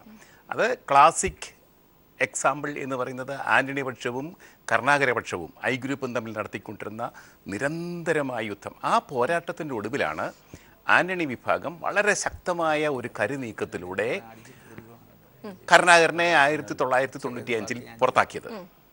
അത് കരുണാകരനെ നാണക്കെടുത്തി, രാജ്യദ്രോഹിയാക്കി മുദ്രകുത്തി, പൊതുസമൂഹത്തിൽ ഇറങ്ങാൻ വയ്യാത്ത വിധമാക്കിയാണ് അദ്ദേഹത്തെ പുറത്താക്കിയത്. പക്ഷെ അത് ഒരു വശം. മറുവശം എന്ന് പറയുന്നത് കേരളത്തിലെ കോൺഗ്രസിന്റെ പ്രവർത്തനം ഗ്രൂപ്പ് പ്രവർത്തനമാണ്. അത് കോൺഗ്രസിനെ വളരെയധികം സഹായിച്ചിട്ടുണ്ട്. ഭരണത്തിൽ കയറാൻ വേണ്ടി ഈ ഗ്രൂപ്പ് പ്രവർത്തനം എന്ന് പറഞ്ഞാൽ ഒരു പാർട്ടി പ്രവർത്തനം തന്നെയാണ്. ഗ്രൂപ്പിന് വേണ്ടിയാണെങ്കിൽ ആൾക്കാർ ഉഷാറായിട്ട് ഇറങ്ങുകയാണല്ലോ. ഒരു ഗ്രൂപ്പിൻ്റെ സ്ഥാനാർത്ഥിയെ ജയിപ്പിക്കാൻ ഗ്രൂപ്പുകാരെല്ലാം സംഘടിപ്പിക്കുന്നു. അത് വേറൊരു വശം. ഈ 2 വശവും കോൺഗ്രസിൻ്റെ ഒരു 2 ധാരകളായിട്ട് ഇങ്ങനെ പോരുകയായിരുന്നു. ഇപ്പോൾ ഉമ്മൻചാണ്ടിയെ തകർക്കാനെന്നല്ല, ഒരു മൂലക്കിരുത്താൻ സംഘടിതമായ ഒരു ശ്രമം നടക്കുന്നുണ്ട്. അത് കോൺഗ്രസിനകത്ത് തന്നെ നടക്കുന്നുണ്ട്, കോൺഗ്രസ് നേതൃത്വത്തിൽ നടക്കുന്നുണ്ട്. ഇപ്പം ഏറ്റവും ഒടുവിൽ DCC അധ്യക്ഷന്മാരെ നിയമിച്ചത്, ഞാൻ അവരെ ആരെയും കുറ്റം പറയല്ല, അവരൊക്കെ വന്നത് വളരെ നല്ലതാണ്. കോൺഗ്രസിന് അല്പമെങ്കിലും ജീവൻ നൽകാൻ വളരെ ഉപകരിക്കും ഈ DCC നിയമനം എന്ന് ആവർത്തിച്ച് പറഞ്ഞുകൊണ്ട് തന്നെ ഞാൻ പറയട്ടെ, ഈ ഒരു പാറ്റേൺ ഇത് ഉമ്മൻചാണ്ടി തനിക്കെതിരെ ഉള്ള നീക്കമാണെന്ന് കരുതുന്നത് ഇത് ഒറ്റപ്പെട്ട സംഭവമല്ല, ഇത് ആദ്യത്തെ സംഭവമല്ല. ഉമ്മൻചാണ്ടി മുഖ്യമന്ത്രി ആയിരുന്നപ്പോൾ മുതൽ തന്നെ ഇങ്ങനെ നടക്കുന്നുണ്ട്. ഇതിനകത്തൊരു രഹസ്യമായ ഒരു അജണ്ട തന്നെയുണ്ട്. ഉമ്മൻചാണ്ടി അത്രയ്ക്ക് വലിയ ആളാവണ്ട, ഉമ്മൻചാണ്ടി ഒന്ന് ചെറുതാക്കണം, ഉമ്മൻചാണ്ടി ഒന്ന് കൊച്ചാക്കണം. അതിനു വേണ്ടിയുള്ള ശ്രമങ്ങൾ. ഏറ്റവും അവസാനം KPCC അധ്യക്ഷൻ ഇവിടെ പരസ്യമായിട്ട് പറഞ്ഞുവല്ലോ, ഈ ഗവൺമെൻറ് അഴിമതിക്കാരുടെ ഗവൺമെൻറ്റാണ്. ഒരു സ്വന്തം ഗവൺമെൻറ്റിനെതിരെയാണ് ഈ പറയുന്നത്. അദ്ദേഹം മുഖ്യമന്ത്രി ആയിരുന്ന ഉമ്മൻചാണ്ടി വളരെ ശക്തമായ ചില നീക്കങ്ങളിലൂടെയൊക്കെ സരിതാ വിവാദത്തിൽ നിന്നൊക്കെ രക്ഷപ്പെട്ട് വന്നപ്പോഴാണ് ഈ ഒരു ബന്ധം കൊണ്ടുവന്നത്. ഒടുവിൽ ഹൈക്കമാൻഡിനെ സമീപിച്ച് സുധീരൻ ആവശ്യപ്പെട്ടു, നിലവിലുള്ള സ്ഥാനാർത്ഥികളിൽ ഇന്ന ആൾക്കാരെ സ്ഥാനാർത്ഥിയാക്കാൻ പറ്റില്ല. അതിനെതിരെ ഉമ്മൻചാണ്ടി ചെറുത്ത് നിർത്തി അദ്ദേഹം വിമാനം കയറി തിരിച്ച് കേരളത്തിലെത്തി, എറണാകുളത്ത് വന്നിറങ്ങി. അദ്ദേഹത്തിന് പ്രതികരിക്കാനൊന്നും പോയില്ല. പക്ഷേ ആ ഒരു പിടിയാലെ ഹൈക്കമാൻഡിനെ കൊണ്ട് തിരുത്തിച്ചു. ആ ഒരു സമ്മർദ്ദം ചെലുത്താനുള്ള ശേഷി അന്ന് ഉമ്മൻചാണ്ടിക്കുണ്ടായിരുന്നു. അവസാനം ബെന്നി ബെഹ്നാനെ മാത്രം ഒഴിവാക്കിക്കൊണ്ട് ഹൈക്കമാൻഡ് ഒരു ഒത്തുതീർപ്പുണ്ടാക്കി. ഇന്നിപ്പോൾ ഉമ്മൻചാണ്ടി അതിൽ നിന്നും താഴേക്ക് പോയിരിക്കുന്നു. ആ താഴേക്ക് പോയത് ഉമ്മൻചാണ്ടി സ്വയം പോയത് ഒരു വഴിക്ക്, അദ്ദേഹത്തെ ചവിട്ടാനും ആൾക്കാരുണ്ട് കോൺഗ്രസിൽ. അതാണ് ഇന്ന് കോൺഗ്രസിലെ ചിത്രം. ഇതിനെ ഉമ്മൻചാണ്ടി എങ്ങനെ അതിജീവിക്കും? ഉമ്മൻചാണ്ടി ചിലപ്പോൾ അതിജീവിക്കാൻ സാധ്യതയില്ല. കാരണം ഇനി അദ്ദേഹത്തിന് ആവശ്യം ഇനി സ്ഥാനമാനങ്ങൾ ആവശ്യമില്ല. പക്ഷെ അദ്ദേഹത്തിൻ്റെ കൂടെ നിൽക്കുന്ന കുറേ പേരുണ്ട്, അവർക്ക് സ്ഥാനം വേണം. അത് ഗ്രൂപ്പിൻ്റെ ആവശ്യമാണ്. ഉമ്മൻചാണ്ടി എപ്പോഴും ഗ്രൂപ്പിൻ്റെ ആളാണ്. ഗ്രൂപ്പിൻ്റെ കാര്യം വരുമ്പോൾ, സ്വന്തം ആൾക്കാരുടെ പ്രശ്നം വരുമ്പോഴത്തേക്ക് ഉമ്മൻചാണ്ടി എല്ലാം മറക്കും. പക്ഷേ ഇവിടെ ഒരു കാര്യമുണ്ട്. നേരത്തെ കരുണാകരന്റെ കാര്യം പറഞ്ഞ പോലെ കരുണാകരൻ എന്ന വലിയ തന്റെ മക്കളെ വളർത്താനുള്ള ഒരു ശ്രമം നടത്തിയിരുന്നു. അതായിരുന്നു എനിക്ക് തോന്നുന്നത് ഏറ്റവും പ്രശ്നം. അദ്ദേഹത്തിന് ഏറ്റവും വലിയൊരു പ്രതിഷേധമൊക്കെ പിന്നെ തോന്നാൻ കാര്യം. പക്ഷെ ഉമ്മൻചാണ്ടി അങ്ങനെയല്ല. ഇപ്പോൾ ബെന്നി ബെഹ്നാന്റെ കാര്യം പറഞ്ഞപ്പോൾ പോലും എവിടെയൊക്കെയോ ചില കോംപ്രമൈസുകളിന് അദ്ദേഹം തയ്യാറായിരുന്നു. അങ്ങനെയുള്ളൊരു ഉമ്മൻചാണ്ടി ബെന്നി ബെഹ്നാന്റെ കാര്യത്തിൽ പിന്നെ അവസാനം ഉമ്മൻചാണ്ടിക്ക് വേറെ നിവൃത്തിയില്ല. സമയം കഴിഞ്ഞു, പത്രിക കൊടുക്കാനുള്ള സമയം കഴിഞ്ഞാൽ സമയം അതിക്രമിച്ചിരിക്കുന്ന സമയം അദ്ദേഹത്തിനെതിരായിട്ട് പോവുകയായിരുന്നു. പിന്നെ അദ്ദേഹം മുഖ്യമന്ത്രിയാണ്, ഉത്തരവാദപ്പെട്ട കോൺഗ്രസ് നേതാവാണ്, വീണ്ടും മുന്നണിയെ തെരഞ്ഞെടുപ്പിലേക്ക് നയിക്കാൻ പോവുകയാണ്. തെരഞ്ഞെടുപ്പിൽ ജയിച്ചിരുന്നെങ്കിൽ തീർച്ചയായിട്ടും ഉമ്മൻചാണ്ടി 3ാം തവണയും മുഖ്യമന്ത്രിയാകുമായിരുന്നു. 7 വർഷം കഴിഞ്ഞ ആളാണ്. അപ്പോൾ സ്വാഭാവികമായിട്ട് ഉമ്മൻചാണ്ടിക്ക് ആ ഒരു ഒത്തുതീർപ്പ് ആ സമയത്ത് അനിവാര്യമായിരുന്നു. രാഷ്ട്രീയമായിട്ട് മാത്രമല്ല, വ്യക്തിപരമായിട്ടും അനിവാര്യമായിരുന്നു. ഇന്നിപ്പോൾ ഉമ്മൻചാണ്ടിക്ക് അദ്ദേഹത്തിൻ്റെ പരാജയപ്പെട്ട മുഖ്യമന്ത്രി ഭരണത്തിൽ നിന്ന് പുറത്താക്കപ്പെട്ടു. വളരെ വലിയൊരു വിജയമാണ് ഇടതുമുന്നണി നേടിയത്. പക്ഷേ യഥാർത്ഥത്തിൽ ഇപ്പോൾ കോൺഗ്രസ് ഇനിയും പുറകിലേക്ക് പോയാൽ, ഉമ്മൻചാണ്ടിയെ ചവിട്ടിക്കൊണ്ടാണ് മുന്നോട്ട് നീങ്ങാൻ കോൺഗ്രസ് നേതൃത്വം തയ്യാറാവുന്നതെങ്കിൽ തീർച്ചയായിട്ടും കേരളത്തിൽ കോൺഗ്രസിൻ്റെ നില പരിങ്ങില്ലാവും. ഈ ഒരു കാര്യം എനിക്ക് തോന്നുന്നു കെ മുരളീധരൻ വളരെ വ്യക്തമായിട്ട് ഇന്നത്തെ പ്രസ്താവനയിൽ പറഞ്ഞിട്ടുണ്ട്. അതാണ് മുരളീധരൻ്റെ പ്രസ്താവന. ഒരിക്കലും മുരളീധരൻ ഉമ്മൻചാണ്ടിയുടെ കൂടെ നിൽക്കുന്നയാളല്ല. മുരളീധരൻ പറഞ്ഞ പ്രസ്താവന വളരെ പ്രസക്തമാണ് കോൺഗ്രസിനകത്ത്.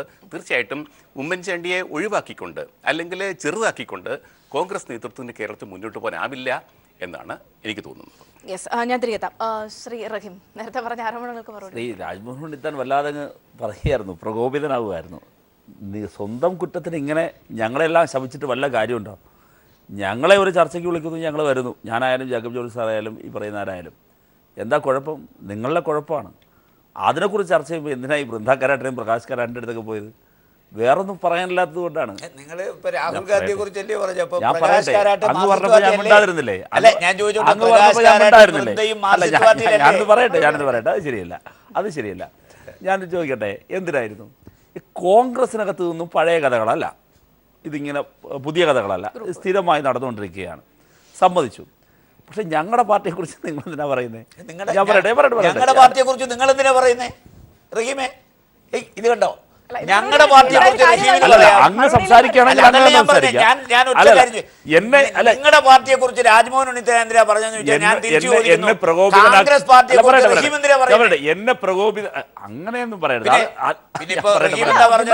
ഞങ്ങളുടെ പാർട്ടിയെ കുറിച്ച് എന്തിനാ നിങ്ങൾ പറഞ്ഞെന്നാ ചോദിച്ചത്. തിരിച്ച് ഞാൻ ചോദിക്കുന്നു, ഞങ്ങളുടെ പാർട്ടിയെ കുറിച്ച് ആരാ CPM പറയേണ്ട? CPIM-ലെ പ്രശ്നത്തെ കുറിച്ച് ചർച്ച നടക്കുമ്പോൾ അവിടെ വന്നിരുന്ന് യൂത്ത് കോൺഗ്രസിന്റെ കാര്യം പറയരുത്. പറയട്ടെ. CPM-ന്റെ ചർച്ചയ്ക്ക് വിളിക്കുമ്പോൾ CPM-ന്റെ കാര്യം പറയാം, നിങ്ങൾക്ക് വിമർശിക്കാം. ഇത് കോൺഗ്രസിനകത്തുള്ള പ്രശ്നങ്ങൾ വരുമ്പോൾ, കോൺഗ്രസിനകത്തെ പ്രമേയമാക്കി ചർച്ച ചെയ്യുമ്പോൾ, അത് സംബന്ധിച്ച് ഞങ്ങളും ഇവിടെ ആങ്കറും ചില ആശങ്കകൾ പങ്കുവെക്കുമ്പോൾ താങ്കൾ അതിനോട് പ്രതികരിച്ചത് പ്രകാശ് കാരാട്ടിന്റെ അടുത്ത് പോയിട്ടാണ്. അത് ന്യായമല്ല. രണ്ട് ഇവിടെ ഞങ്ങളുടെ പാർട്ടിയെ സംബന്ധിച്ച് കൃത്യമായ ജനാധിപത്യ സംവിധാനത്തിലൂടെ പോകുന്ന പാർട്ടിയാണ്. പാർട്ടിക്കകത്ത് ഇത്തരത്തിലുള്ള പ്രവണതകൾ ഉണ്ടായിട്ടുണ്ടോ, ആ പ്രവണതകളെ പിടിച്ചു നിർത്താനും അത് തിരുത്താനും അതിനെല്ലാം പരസ്യമായി ജനങ്ങളോടും പാർട്ടി അണികളോടുമെല്ലാം തന്നെ പറയാനുമെല്ലാം നിലപാട് സ്വീകരിച്ച ഒരു പാർട്ടിയാണ്. ഞങ്ങളുടെ ജനാധിപത്യ പ്രോസസ്സിനെ ദയവ് ചെയ്ത് നിങ്ങൾ കോൺഗ്രസുമായി കൂട്ടിക്കെട്ടരുത്. 2, ഇദ്ദേഹം പറഞ്ഞതിൻ്റെ പ്രശ്നം എന്താ? ഇദ്ദേഹം പറഞ്ഞു ഹൈക്കമാൻഡ് എന്നൊരു ഘട്ടത്തിൽ പറഞ്ഞു. മറ്റൊന്ന്, സോണിയാഗാന്ധിയെയും രാഹുൽ ഗാന്ധിയെയും അംഗീകരിക്കാത്തവർക്ക് നിൽക്കാൻ പറ്റില്ല, അവരാണ് പരമപ്രധാനം. അതാണ് കോൺഗ്രസിൻ്റെ പ്രശ്നവും. സോണിയാഗാന്ധിയുടെയും രാഹുൽ ഗാന്ധിയുടെയും പൊളിറ്റിക്കൽ ബാക്ക്ഗ്രൗണ്ട് എന്ന് പറയുന്നത് എത്രയോ പരിചയസമ്പന്നമായ കോൺഗ്രസിൻ്റെ ചരിത്രം. ശ്രീ രാജ്മോഹൻ ഉണ്ണിത്താൻ ഇഷ്ടപ്പെട്ടാലും ഇഷ്ടപ്പെട്ടില്ലെങ്കിലും ഒരു രാഷ്ട്രീയ വിദ്യാർത്ഥി എന്നുള്ള നിലയിൽ ഞാൻ പറയുന്നു, കോൺഗ്രസിൻ്റെ ഈ പറയുന്ന പാരമ്പര്യ രാഷ്ട്രീയമുണ്ടല്ലോ, ആ രാഷ്ട്രീയ ചരിത്രമാണ് കോൺഗ്രസിനെ ഇന്ന് ഇന്ത്യയിൽ ഈ ദുരന്തത്തിൽ എത്തിച്ചിരിക്കുന്നത് എന്ന അഭിപ്രായക്കാരനാണ് ഞാൻ. യാതൊരു സംശയവും വേണ്ട. എന്തിനാണ് നിങ്ങൾ ആ പ്രോസസ്സിലേക്ക് പോകുന്നത്? എന്തെങ്കിലും ഒരു ജനാധിപത്യം കോൺഗ്രസിൽ 92-ന് ശേഷം ഇവിടെ തിരഞ്ഞെടുപ്പ് 2002-ലോ മറ്റോ തിരഞ്ഞെടുപ്പ് നടന്ന ഒടുവിലത്തെ കാര്യം പറയുന്നു. കോൺഗ്രസിൻ്റെ ദേശീയ തലത്തിൽ ജനാധിപത്യപരമായൊരു പ്രോസസ്സിലേക്ക് വന്ന ഒരു സാഹചര്യം എന്തെങ്കിലും ഉണ്ടായിട്ടുണ്ടോ? 2, ഇവിടെ ഈ ചർച്ചയ്ക്കിടയിൽ BJP-യുടെ പ്രതിനിധി എത്രയധികം മോശപ്പെട്ട നിലയിലാണ് പ്രതികരിച്ചത് എന്നതിനെക്കുറിച്ച് പറയാതെ പോകാനാകില്ല. അദ്ദേഹം ഇതിൽ കണ്ടത് ജാതി മതമാണ്. ശ്രീ രാജ്മോഹൻ ഉണ്ണിത്താൻ അത് സംബന്ധിച്ച് പ്രതികരിക്കും എന്നാണ് ഞാൻ കരുതിയത്. പക്ഷേ അദ്ദേഹം പ്രതികരിച്ചു കണ്ടില്ല. ഞാൻ പറഞ്ഞു തോന്നുന്നു നിങ്ങൾ എന്തിനാണ് ഇങ്ങനെ കാണുന്നത്? ഇതാണ് BJP. ഇതാണ് മതേതരമെന്ന സുന്ദര സങ്കല്പത്തെ കുറിച്ച് അറിയാൻ വയ്യാത്തവർക്ക് മാത്രമേ ഇതുപോലുള്ള കമന്റ് പറയാൻ പറ്റൂ. BJP ഇത്രയും മതേതരം എന്ന ദുരന്തമാണ് ഭാരതീയ ജനത. മതേതരം എന്ന മനുഷ്യനെ ജാതി മതത്തിന് അപ്പുറത്ത് മനുഷ്യനെ കാണാൻ പഠിപ്പിച്ച രാഷ്ട്രീയ മത നേതാക്കളുള്ള സംസ്ഥാനമാണ് കേരളം. അത് മനസ്സിലാക്കാൻ പോകാത്തവരാണ് ഇങ്ങനെ ജാതി കോപനങ്ങളാണ് ഇങ്ങനെയൊക്കെ പറയുന്നത്. അതെ, ഇബ്രാഹിം കുട്ടി കല്ലാർ എന്ന് പറയുന്ന ആളിനെ വ്യക്തിപരമായി എനിക്കറിയില്ല. എന്റെ മുമ്പിൽ അദ്ദേഹം കോൺഗ്രസ് നേതാവാണ്. ശ്രീ രാജ്മോഹൻ ഉണ്ണിത്താൻ എന്റെ അരികിലിരിക്കുമ്പോൾ അദ്ദേഹം കോൺഗ്രസ് നേതാവാണ്. അദ്ദേഹം ജാതിയോ മതമോ എന്നുള്ളതല്ല പ്രശ്നം. ഞാനിവിടെ ഇരിക്കുന്നത് കമ്മ്യൂണിസ്റ്റ് പാർട്ടിയുടെ പ്രതിനിധി എന്നുള്ള നിലയിലാണ്. അദ്ദേഹം മാധ്യമപ്രവർത്തകൻ. ഒരു ക്രിസ്ത്യാനിയായ ഒരാളും ഇവിടെ അങ്ങനെയൊന്നും അല്ല. അങ്ങനെയൊക്കെ കരുതാൻ നിങ്ങൾക്ക് കഴിയൂ. ഇതാണ് BJP, ഭാരതീയ ജനതാ പാർട്ടി. ഈ തെരഞ്ഞെടുപ്പിൽ ഇതിനെ സംബന്ധിച്ച് വല്ലതും പറയേണ്ട കാര്യമുണ്ടോ? അദ്ദേഹം പറഞ്ഞ ഇതിനെക്കുറിച്ചാണ്. നിങ്ങളുടെ മുഖം ഇതാണ്, അത് ഒരിക്കൽ കൂടി നിങ്ങൾ പ്രകടിപ്പിച്ചിരിക്കുകയാണ്. ഞാൻ ചോദിക്കട്ടെ, നിങ്ങൾക്ക് ഈ എന്ത് ജനാധിപത്യമുള്ളത് ഇത് പറയാൻ? ഈ ശ്രീ രാജ്ഭവനിൽ തന്നെ അത് പറയുന്നേ, അത് പറഞ്ഞില്ല. ഏതാ കാര്യം? ഞാനൊരു കാര്യം പറയട്ടെ, ഒരു കാര്യം പറയട്ടെ. ഇവർക്ക് യഥാർത്ഥത്തിൽ ജനാധിപത്യ പ്രോസസ് ഇല്ല. BJP അവരുടെ സംഘടനാ സെക്രട്ടറിയാണ് വലുത്. കുമ്മനം രാജശേഖരനാണ് BJPയുടെ എല്ലാ അധികാരമെന്ന് നിങ്ങൾ തെറ്റിദ്ധരിക്കുകയാണ്. ഒരധികാരമില്ല. സംഘടനാ സെക്രട്ടറി വരയ്ക്കുന്ന വരയ്ക്കപ്പുറത്ത് പോകാൻ കുമ്മനം രാജശേഖരന് പറ്റില്ല. ഒരു ജനാധിപത്യ പ്രോസസ് നടക്കുന്നില്ല. അതാണ് അതിന്റെ യാഥാർത്ഥ്യം. രണ്ട്, ഇവിടെ ഞങ്ങളെ സംബന്ധിച്ചിടത്തോളം കോൺഗ്രസിനകത്ത് ഇത്തരം പ്രശ്നങ്ങൾ നടക്കും. അത് ചർച്ച ചെയ്യാൻ പാടുള്ളൂ എന്ന് ശ്രീ രാജ്ഭവൻ ഉണ്ണിത്താൻ ചോദിച്ചാൽ ഞങ്ങൾക്ക് പറയാനുള്ള അവകാശമുണ്ട്. അത് പറയുന്നത് എങ്ങനെയാണ്? ഞങ്ങൾ ഇതുപോലെ വിളിക്കുമ്പോൾ ഈ ചർച്ചയുടെ ഭാഗമായി ഞങ്ങൾ വിമർശിക്കും.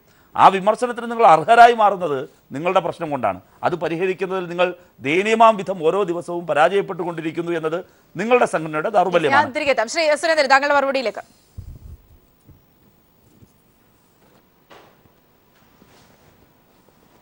സൗമ്യ, ഞാൻ ഇടുക്കി DCC പ്രസിഡന്റിനെ നിയമിച്ചതുമായി ബന്ധപ്പെട്ട് പറഞ്ഞത് ഒരു മുസ്ലിം ആയതുകൊണ്ടല്ല, അതിൻ്റെ രാഷ്ട്രീയമാണ് പറഞ്ഞത്.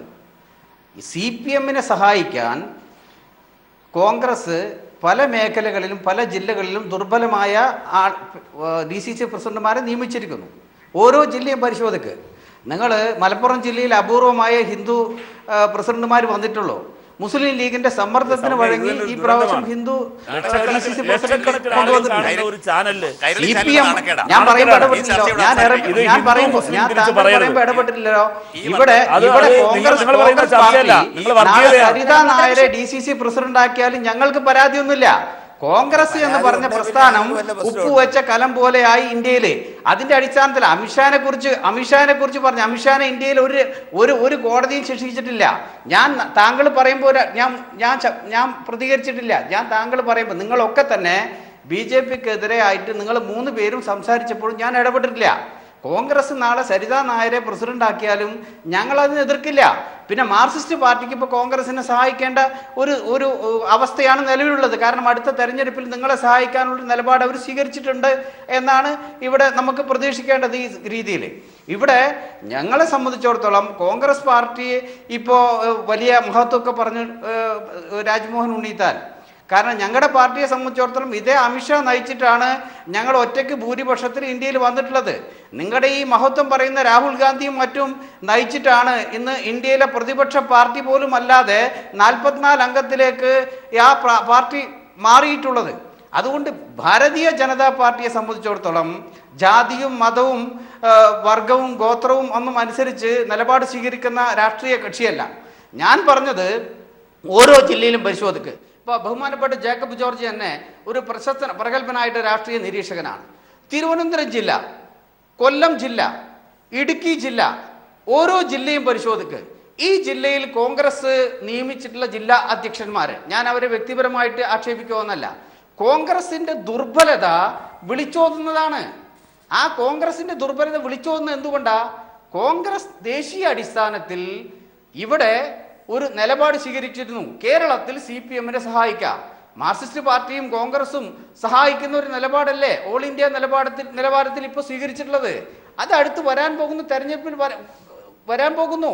അതാണ് മുസ്ലിം ലീഗിന് അപ്രമാദിത്വമുള്ള മലപ്പുറം ജില്ല. ഏറെ കാലമായി ആ ജില്ലയിൽ അപൂർവം ചില സമയത്ത് മാത്രമാണ് ഒരു ഹിന്ദു DCC പ്രസിഡന്റായി ഞാൻ നേരത്തെ സൂചിപ്പിച്ചു. ഇപ്പോൾ ഹിന്ദു DCC പ്രസിഡന്റ് നിയമിച്ചിരിക്കുന്നു. ആരെ പ്രീണിപ്പിക്കാൻ വേണ്ടിയാണ്? മുസ്ലിം ലീഗിനെ പ്രീണിപ്പിക്കാൻ വേണ്ടിയാണ്. ബഹുമാനപ്പെട്ട സുരേന്ദ്രൻ എന്നെ കുറിച്ച് പറഞ്ഞത് ഞാൻ BJPയെ കുറ്റപ്പെടുത്തിയില്ല. പക്ഷേ ബഹുമാനപ്പെട്ട സുരേന്ദ്രൻ അത് അങ്ങയുടെ ചിന്തയിലെ ആ ദുഷ്ടലാക്കുണ്ടല്ലോ, അത് മാത്രമേ ഞാൻ ചൂണ്ടിക്കാണിച്ചുള്ളൂ. ഞാൻ BJPയെ കുറ്റപ്പെടുത്തിയില്ല. അങ്ങ് പറഞ്ഞതിന്റെ പിന്നിൽ ഒരു മനസ്സിന്റെ അകത്ത് ഒരു അരക്ഷിതാവസ്ഥയുണ്ട്. ഇപ്പോഴും പറയല്ലേ, അതൊരു നല്ല ചിന്തയല്ല. മനുഷ്യനെ ഹിന്ദു മുസ്ലിം ഈ കള്ളികളിൽ വെച്ച് മാത്രമേ നിങ്ങൾക്ക് കാണാൻ കഴിയൂ. അതാണ് BJP. ദയനീയമാണ് ഇങ്ങനെയൊക്കെയുള്ള ചർച്ച. വളരെ വേഗം ചർച്ചയിലേക്ക് തിരികെ എത്താം. അവരുടെ ഇടവേളയിലേക്ക് കൂടി പോകേണ്ടതുണ്ട്. ഇടവേളയ്ക്ക് പോയ ശേഷം തിരികെ ചർച്ചയിലേക്ക് വരികയാണ്. ശ്രീ രാജ്മോഹൻ ഉണ്ണിത്താൻ, നേരത്തെ താങ്കളോട് ചോദിച്ച ചോദ്യത്തിന് താങ്കൾ മറുപടി പറഞ്ഞില്ലായിരുന്നു ഉമ്മൻചാണ്ടിയെ മാറ്റി നിർത്തിക്കൊണ്ട് എന്തെങ്കിലും സാധിക്കുമോ എന്ന്. താങ്കൾ പറയുന്നുണ്ട് സ്വാഭാവികമായും ഇത്തരത്തിലുള്ള പരാതികൾ സ്വാഭാവികമാണ് കോൺഗ്രസിനെ സംബന്ധിച്ചിടത്തോളം എന്നൊക്കെ. ഇപ്പൊ തന്നെ മധ്യപ്രദേശിലെ ഉദാഹരണം എടുത്താൽ വിജയ് സിംഗിനെ മാറ്റി നിർത്തിക്കൊണ്ടുണ്ടായതിനു ശേഷം പിന്നീട് ഉണ്ടായിട്ടുള്ള പ്രശ്നങ്ങൾ, അതായത് സ്വാഭാവികമായും ഉമ്മൻചാണ്ടി എന്നൊരു വ്യക്തിയെ മാറ്റി നിർത്തിക്കൊണ്ട് കോൺഗ്രസിന് മുന്നോട്ട് പോകുമ്പോൾ, പ്രത്യേകിച്ച് ഈ ഒരു ഘട്ടത്തിൽ മുന്നോട്ട് പോകുമ്പോൾ അത് എത്രത്തോളം ബുദ്ധിമുട്ടുണ്ടാക്കും? ഈ പറയുന്നത് പോലെ ഒരു തലമുറ മാറ്റമുണ്ടായി അല്ലെങ്കിൽ ഈ വിധത്തിൽ പാർട്ടി ആകെ ചേഞ്ചായി എന്നൊക്കെ പറയുമ്പോഴും അണികൾക്കിടയിൽ ഉണ്ടാകാവുന്ന നീരസങ്ങൾ, ഇപ്പോൾ ഹസനെ പോലുള്ളവരൊക്കെ പറയുന്നതിനപ്പുറത്തേക്ക് അണികൾക്കിടയിൽ ഉണ്ടാകുന്ന നീരസങ്ങൾ അതെങ്ങനെയായിരിക്കും പാർട്ടി ഉൾക്കൊള്ളുക? അല്ല, ഉമ്മൻചാണ്ടിയെ കേരളത്തിലെ കോൺഗ്രസ് രാഷ്ട്രീയത്തിൽ നിന്ന് ആർക്കും ഒഴിവാക്കാൻ പറ്റുന്ന ഒരു ശക്തിയല്ല. ഉമ്മൻചാണ്ടി ഒരിക്കലും കേരള രാഷ്ട്രീയത്തിൽ നിന്ന് ഒഴിവാക്കപ്പെടുന്ന ഒരാളുമല്ല. അദ്ദേഹം സ്വയം ഒഴിവാകാനും പോകുന്നില്ല, അദ്ദേഹത്തെ ആർക്കും ഒഴിച്ചു നിർത്താനും പോകുന്നില്ല. കാരണം കേരളത്തിലെ കോൺഗ്രസ് പ്രവർത്തകരുടെ ഹൃദയത്തിൽ സ്ഥാനമുള്ള ആർക്കും കോൺഗ്രസിന്റെ ചട്ടക്കൂടിൽ ഒതുങ്ങി നിന്ന് പ്രവർത്തിച്ചാൽ ഇതിൽ നിന്ന് പുറത്താക്കാൻ ഒരിക്കലും സാധ്യമല്ല. ഞാൻ പറഞ്ഞല്ലോ, ഈ ഉമ്മൻചാണ്ടിയുടെ സംഭവം ഒന്നും കേരളത്തിൽ കോൺഗ്രസ് പാർട്ടിയിൽ ആദ്യ സംഭവമല്ല. നിങ്ങൾക്ക് എല്ലാവർക്കും അറിയാം, ഒരു കാലത്ത് ഇന്ത്യയിലെ കോൺഗ്രസ് ഹൈക്കമാൻഡ് ശ്രീ കരുണാകരന്റെ കൈവെള്ളയിലായിരുന്നു. ഇന്ത്യയുടെ പ്രധാനമന്ത്രിയെ തീരുമാനിക്കുന്ന അദ്ദേഹമായിരുന്നു ഒരു കാലത്ത്. അത് ഇന്ത്യയുടെ രാഷ്ട്രപതി സ്ഥാനാർത്ഥി ആരാന്ന് തീരുമാനിക്കുന്ന റോള്, നിർണായക റോള് ശ്രീ കരുണാകരനുണ്ട്. ആ ശ്രീ കരുണാകരന് കോൺഗ്രസ് ഹൈക്കമാൻഡ് ഡൽഹിയിൽ ചെന്നിട്ട് അപ്പോയിൻമെൻറ്റ് കൊടുത്തില്ല. കോൺഗ്രസിൻ്റെ പല തീരുമാനങ്ങളും ശ്രീ കരുണാകരനെടുത്ത് അദ്ദേഹം അംഗീകരിച്ചില്ല. മാത്രമല്ല, ഇവിടെ കേരളത്തിൽ മൃഗീയ ഭൂരിപക്ഷം MLA-മാരുള്ളപ്പോഴാണ് കോൺഗ്രസ് ഹൈക്കമാൻഡ് പ്രതിനിധികളെ അയച്ച് അവരുടെ വികാരം മാനിച്ച് അദ്ദേഹത്തെ മുഖ്യമന്ത്രി സ്ഥാനം. അല്ല, ഞാൻ പറഞ്ഞ മറ്റൊരു മുഖ്യമന്ത്രി, അത് ഞാൻ പറഞ്ഞത് ആദ്യത്തെ സംഭവമല്ല. കോൺഗ്രസിനകത്ത് ഇത്തരം സംവിധാനങ്ങൾ ഇതിനു മുമ്പും ഉണ്ടായിട്ടുണ്ട്. അതിൻ്റെ ഏറ്റവും കൂടുതൽ തിക്തഫലം അനുഭവിച്ച ഒരാൾ ശ്രീ കെ കരുണാകരനാണ്. കരുണാകരൻ ഉണ്ടായിരുന്ന ഒരു അപ്രമാദിത്വം അത് എത്ര പെട്ടെന്നാണ് നഷ്ടപ്പെട്ടത്. അത് കഴിഞ്ഞ് ആ സ്ഥാനത്തേക്ക് പിന്നെ ശ്രീ ആൻ്റണി വന്നു. ആൻ്റണി ഡൽഹി നേതൃത്വത്തേക്ക് പോയപ്പോൾ ശ്രീ ഉമ്മൻചാണ്ടി വന്നു. ഇവിടെ ഞാൻ പറയാം, നമ്മളിപ്പോൾ ഒരു കാര്യം മനസ്സിലാക്കണം. കേരളത്തിൽ PCC പ്രസിഡൻ്റായിരിക്കുന്ന ശ്രീ VM സുധീരനാണ്. കോൺഗ്രസ് ഹൈക്കമാൻഡ് ഗ്രൂപ്പിനതീതം, ഗ്രൂപ്പ് എന്ന് പറഞ്ഞാൽ ഇപ്പോൾ 3 പേരെ സജസ്റ്റ് ചെയ്യാൻ ഒരു ജില്ലയിൽ പറയുന്നു. സജസ്റ്റ് ചെയ്യാൻ പറയുമ്പോൾ ഒന്നാമത്തെ പേരുകാരനായിട്ട് ഒരു ഗ്രൂപ്പ് സജസ്റ്റ് ചെയ്യുന്ന ഏറ്റവും തീവ്രവാദമായ ഗ്രൂപ്പുള്ള ആളെയാണ്.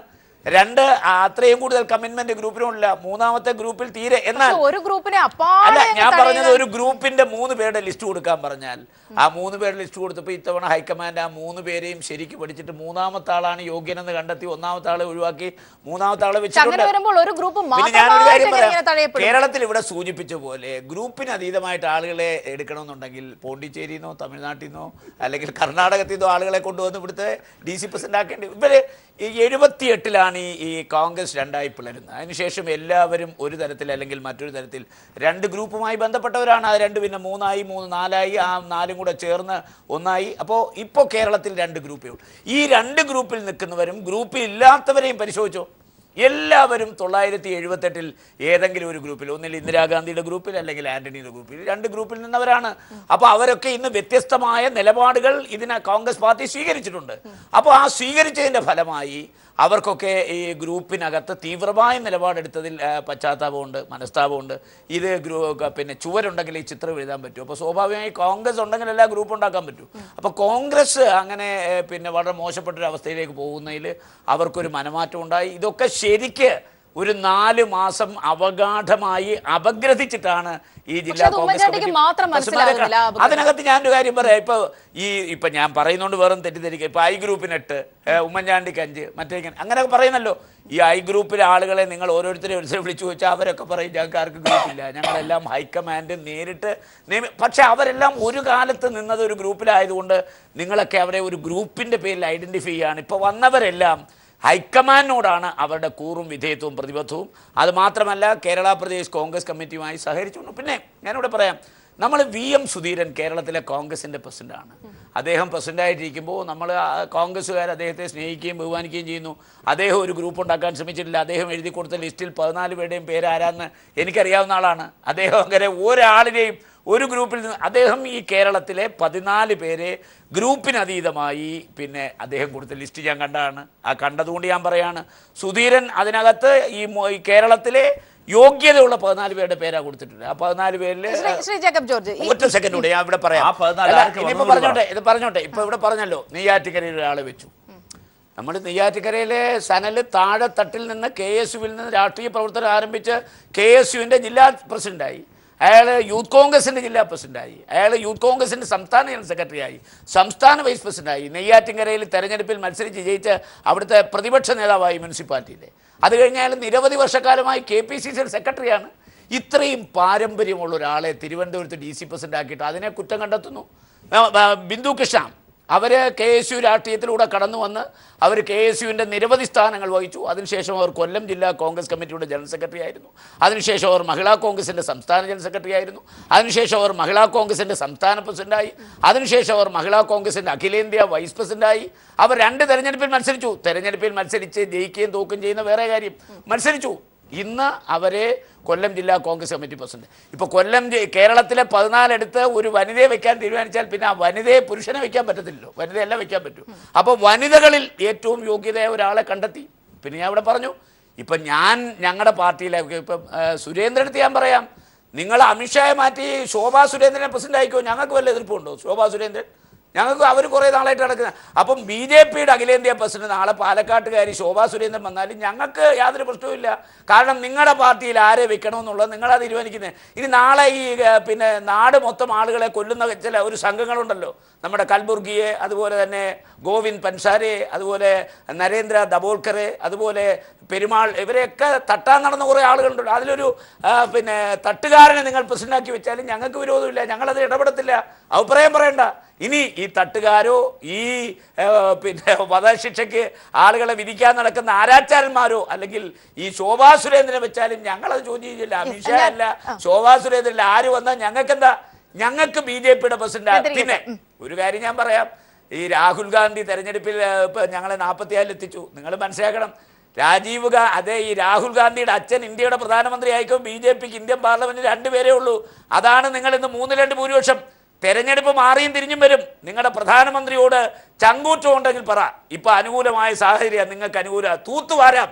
ഒരു തെരഞ്ഞെടുപ്പ് ഇപ്പൊ പാർലമെന്റ് വിരിച്ചുകൊണ്ട് നടത്താൻ പറ, ആര് ഇന്ത്യയുടെ പ്രധാനമന്ത്രിയാണ്. ഞാൻ ഇവിടെ ക്ഷമിക്കണം ശ്രീ ജേക്കബ് ജോർജ്, ഇവിടെ 2 കാര്യങ്ങൾ. ഒന്ന് സുപ്രധാനമായ കാര്യം, ശ്രീ ഉണ്ണിത്താൻ നിരവധിയായ കാര്യങ്ങൾ പറഞ്ഞു. പക്ഷേ ഇപ്പോഴും അത് കാര്യങ്ങൾ മനസ്സിലാക്കാൻ, അതായത് പുനഃസംഘടന കഴിഞ്ഞു, അതിന്റെ തീരുമാനങ്ങൾ വന്നു, ഇത്രയേറെ ദിവസങ്ങൾ കഴിഞ്ഞു, ഓരോരുത്തരായിട്ട് സ്ഥാനം ഏറ്റുകൊണ്ടിരിക്കുക. പക്ഷേ ഇപ്പോഴും അത് മനസ്സിലാക്കാൻ ഉമ്മൻചാണ്ടിക്ക് കഴിയുന്നില്ലാത്ത അവസ്ഥ എന്താണ്? ഒന്നത്. 2, കരുണാകരന്റെ കാര്യം പറഞ്ഞത് ഒരു ഓർമ്മപ്പെടുത്തലാണോ? അല്ല, കരുണാകരൻ്റെ കാര്യം പറഞ്ഞത് തീർച്ചയായിട്ടും കരുണാകരൻ്റെ ഒരു അവസാനം ഘട്ടം എന്ന് പറയുന്നത് തീർച്ചയായിട്ടും ഒരു വലിയ കൊടിയ പരാജയത്തിൻ്റെ ഒരു ഘട്ടമായിരുന്നു. അദ്ദേഹം ഒരിക്കലും കരുണാകരൻ അർഹതപ്പെട്ട അവസാനമായിരുന്നില്ല അദ്ദേഹത്തിന്, രാഷ്ട്രീയമായിട്ടും വ്യക്തിപരമായിട്ടും. പക്ഷേ ഉമ്മൻചാണ്ടി അങ്ങനെ നിന്നു കൊടുക്കും എന്ന് എനിക്ക് തോന്നുന്നില്ല. കാരണം ഉമ്മൻചാണ്ടിക്കൊന്നും വേണ്ട. ഉമ്മൻചാണ്ടിയെ താഴെ ഇറക്കാം എന്ന് വിചാരിച്ചാൽ എവിടും താഴെ ഇറക്കാനാ? ഉമ്മൻചാണ്ടിക്ക് സിംഹാസനം ഇല്ലല്ലോ ഇരിക്കാൻ, അദ്ദേഹത്തിന് നഷ്ടപ്പെടാൻ കസേരയില്ലല്ലോ. പക്ഷേ ഉമ്മൻചാണ്ടി, ഞാൻ എപ്പോഴും പറയുന്നത് പോലെ ഒരു ഭയങ്കര ഗ്രൂപ്പിൻ്റെ ആളാണ്. ആന്റണി പക്ഷം AK ആന്റണി നിലനിർത്തിയതാരാ? AK ആന്റണി കേരളത്തിൽ കരുണാകരനെ മറച്ചിട്ടപ്പോൾ അതിന് ചുക്കാൻ പിടിച്ചത് ഉമ്മൻചാണ്ടിയാണ്. ആന്റണി ഗ്രൂപ്പിൻ്റെ എല്ലാ പാർട്ടി പ്രവർത്തനവും തന്ത്രവും കുതന്ത്രവും മെനഞ്ഞത് ഉമ്മൻചാണ്ടി തന്നെയാണ്. ആ പവർ ഇപ്പോഴുണ്ടോ? ആന്റണിയെ 1ാം സ്ഥാനത്ത് ആക്കിക്കൊണ്ടിരുന്നത് ഉമ്മൻചാണ്ടിയാണ്. പക്ഷേ ഇന്ന് ഉമ്മൻചാണ്ടിയോട് ദേഷ്യപ്പെടുന്നതും ഉമ്മൻചാണ്ടിക്കെതിരെ കരുനീക്കുന്നതും, ഞാൻ ഉള്ളത് പറയാമല്ലോ, അതിൻ്റെ പിന്നിൽ AK ആന്റണി ഉണ്ട് എന്നുള്ള സത്യം, ആ സത്യമാണ് ഉമ്മൻചാണ്ടി തിരിച്ചറിയുന്നത്. അതുകൊണ്ട് തന്നെ ഉമ്മൻചാണ്ടി അത് വിട്ടുകൊടുക്കത്തില്ല. അതാണ് അതിനകത്തെ അങ്ങോട്ട് പൊളിച്ച് പോയി കഴിഞ്ഞാൽ നമ്മൾ കാണുന്ന സത്യം. ആ ഗ്രൂപ്പിൻ്റെ അകത്ത് ഒരു ഗ്രൂപ്പ് വഴക്കാണ്, അത് വ്യക്തിപരമായ ഒരു പോരാട്ടമാണ്. അതുകൊണ്ട് തന്നെ ഉമ്മൻചാണ്ടിയെ തകർത്തിട്ട് നിങ്ങൾ കോൺഗ്രസും കൊണ്ട് നടത്താം എന്ന് അദ്ദേഹത്തിന് നിന്നുകൊടുക്കാൻ പറ്റില്ല. അതാണ് ഉമ്മൻചാണ്ടിയുടെ രാഷ്ട്രീയം. അതുകൊണ്ട് തന്നെ അദ്ദേഹം ഇങ്ങനെയൊക്കെ നിൽക്കും. ഇനി പിന്നെ വേറെ കാര്യമുണ്ട്, പുനഃസംഘടന ഇതുകൊണ്ട് അവസാനിക്കുന്നില്ലല്ലോ, വീണ്ടും പുനഃസംഘടന വരും. ഇപ്പോൾ നമ്മൾ പറയാം, എല്ലാ പ്രഗത്ഭരെയും വെച്ചിരിക്കുന്നു. നേരത്തെ ബഹുമാനപ്പെട്ട സുരേന്ദ്രൻ പറഞ്ഞതുപോലെ നെയ്യാറ്റിൻകര സ്റ്റാൻഡിൽ എനിക്ക് വലിയ ഇഷ്ടമുള്ള നേതാവാണ്, മിടുക്കൻ, എപ്പോഴും ഓടി നടന്ന് പണിയെടുക്കുന്ന ആൾ. ബിന്ദു കൃഷ്ണ നന്നായിട്ട് വർത്തമാനം പറയുന്ന നേതാവ്. അതുപോലെ എത്ര ഇബ്രാഹിം കുട്ടി കല്ലാർ, നല്ല മിടുക്കൻ നേതാവ്, ഉശിരുള്ള നേതാവ്. പക്ഷേ ഉമ്മൻചാണ്ടി മുന്നോട്ട് വെച്ച PC വിഷ്ണുനാഥ്, എന്തുകൊണ്ട് വിഷ്ണുനാഥിനെ തഴഞ്ഞു എന്ന ചോദ്യം ഉമ്മൻചാണ്ടി ചോദിക്കുമ്പോൾ മിടുക്കിൻ്റെ പേരിലാണോ, വിഷ്ണുനാഥിന് മെറിറ്റില്ലാത്തതിൻ്റെ പേരിലാണോ എന്ന മറു ചോദ്യം നിൽക്കുകയാണ്. അതാണ് ഉമ്മൻചാണ്ടിയോ അദ്ദേഹത്തിൻ്റെ ഗ്രൂപ്പോ മുന്നോട്ട് വെക്കുന്ന രാഷ്ട്രീയമായ ചോദ്യം. വളരെ ശ്രീ സുരേന്ദ്രൻ, വളരെ പെട്ടെന്ന് താങ്കളുടെ മറുപടിയിലേക്ക് കൂടി.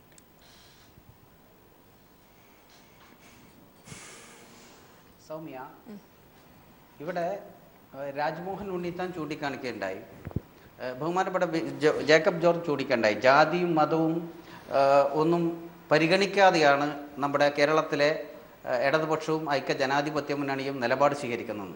ഞാൻ ഒരു കാര്യം ചോദിക്കട്ടെ, ഇവിടെ മുസ്ലിം സമുദായം ഭൂരിപക്ഷമുള്ള ഒരു പാർലമെന്ററി മണ്ഡലത്തിലോ ഒരു അസംബ്ലി മണ്ഡലത്തിലോ ഒരു ഹിന്ദു സ്ഥാനാർത്ഥിയെ നിർത്താൻ നിങ്ങൾ തയ്യാറുണ്ടോ? നിങ്ങൾ തയ്യാറായിട്ടുണ്ടോ? നിങ്ങൾ ജാതി ഇഴവ സമുദായം ഭൂരിപക്ഷമുള്ളിടത്ത് ഇഴവ സമുദായം, നായർ സമുദായം ഭൂരിപക്ഷമുള്ളിടത്ത് നായർ സമുദായം, ഇതല്ലേ നിങ്ങൾ സ്വീകരിച്ചിട്ടുള്ളത്? അടുത്ത കാലത്ത് ഏതെങ്കിലും ഒരു തെരഞ്ഞെടുപ്പിൽ നിങ്ങൾ മുസ്ലിം ഭൂരിപക്ഷമുള്ള മലപ്പുറം ജില്ലയിൽ ഹിന്ദു സ്ഥാനാർത്ഥിയെ നിർത്തിയിട്ടുണ്ടോ? നിങ്ങൾ ഏതെങ്കിലും മേലെ നിർത്തിയിട്ടുണ്ടോ? മറ്റു രാജ്മോഹൻ ഉണ്ണിത്താനോട് ഈ അങ്ങാടി തോറ്റവൻ അമ്മയോട് എന്ന നിലപാടാണ് സ്വീകരിക്കുന്നത്.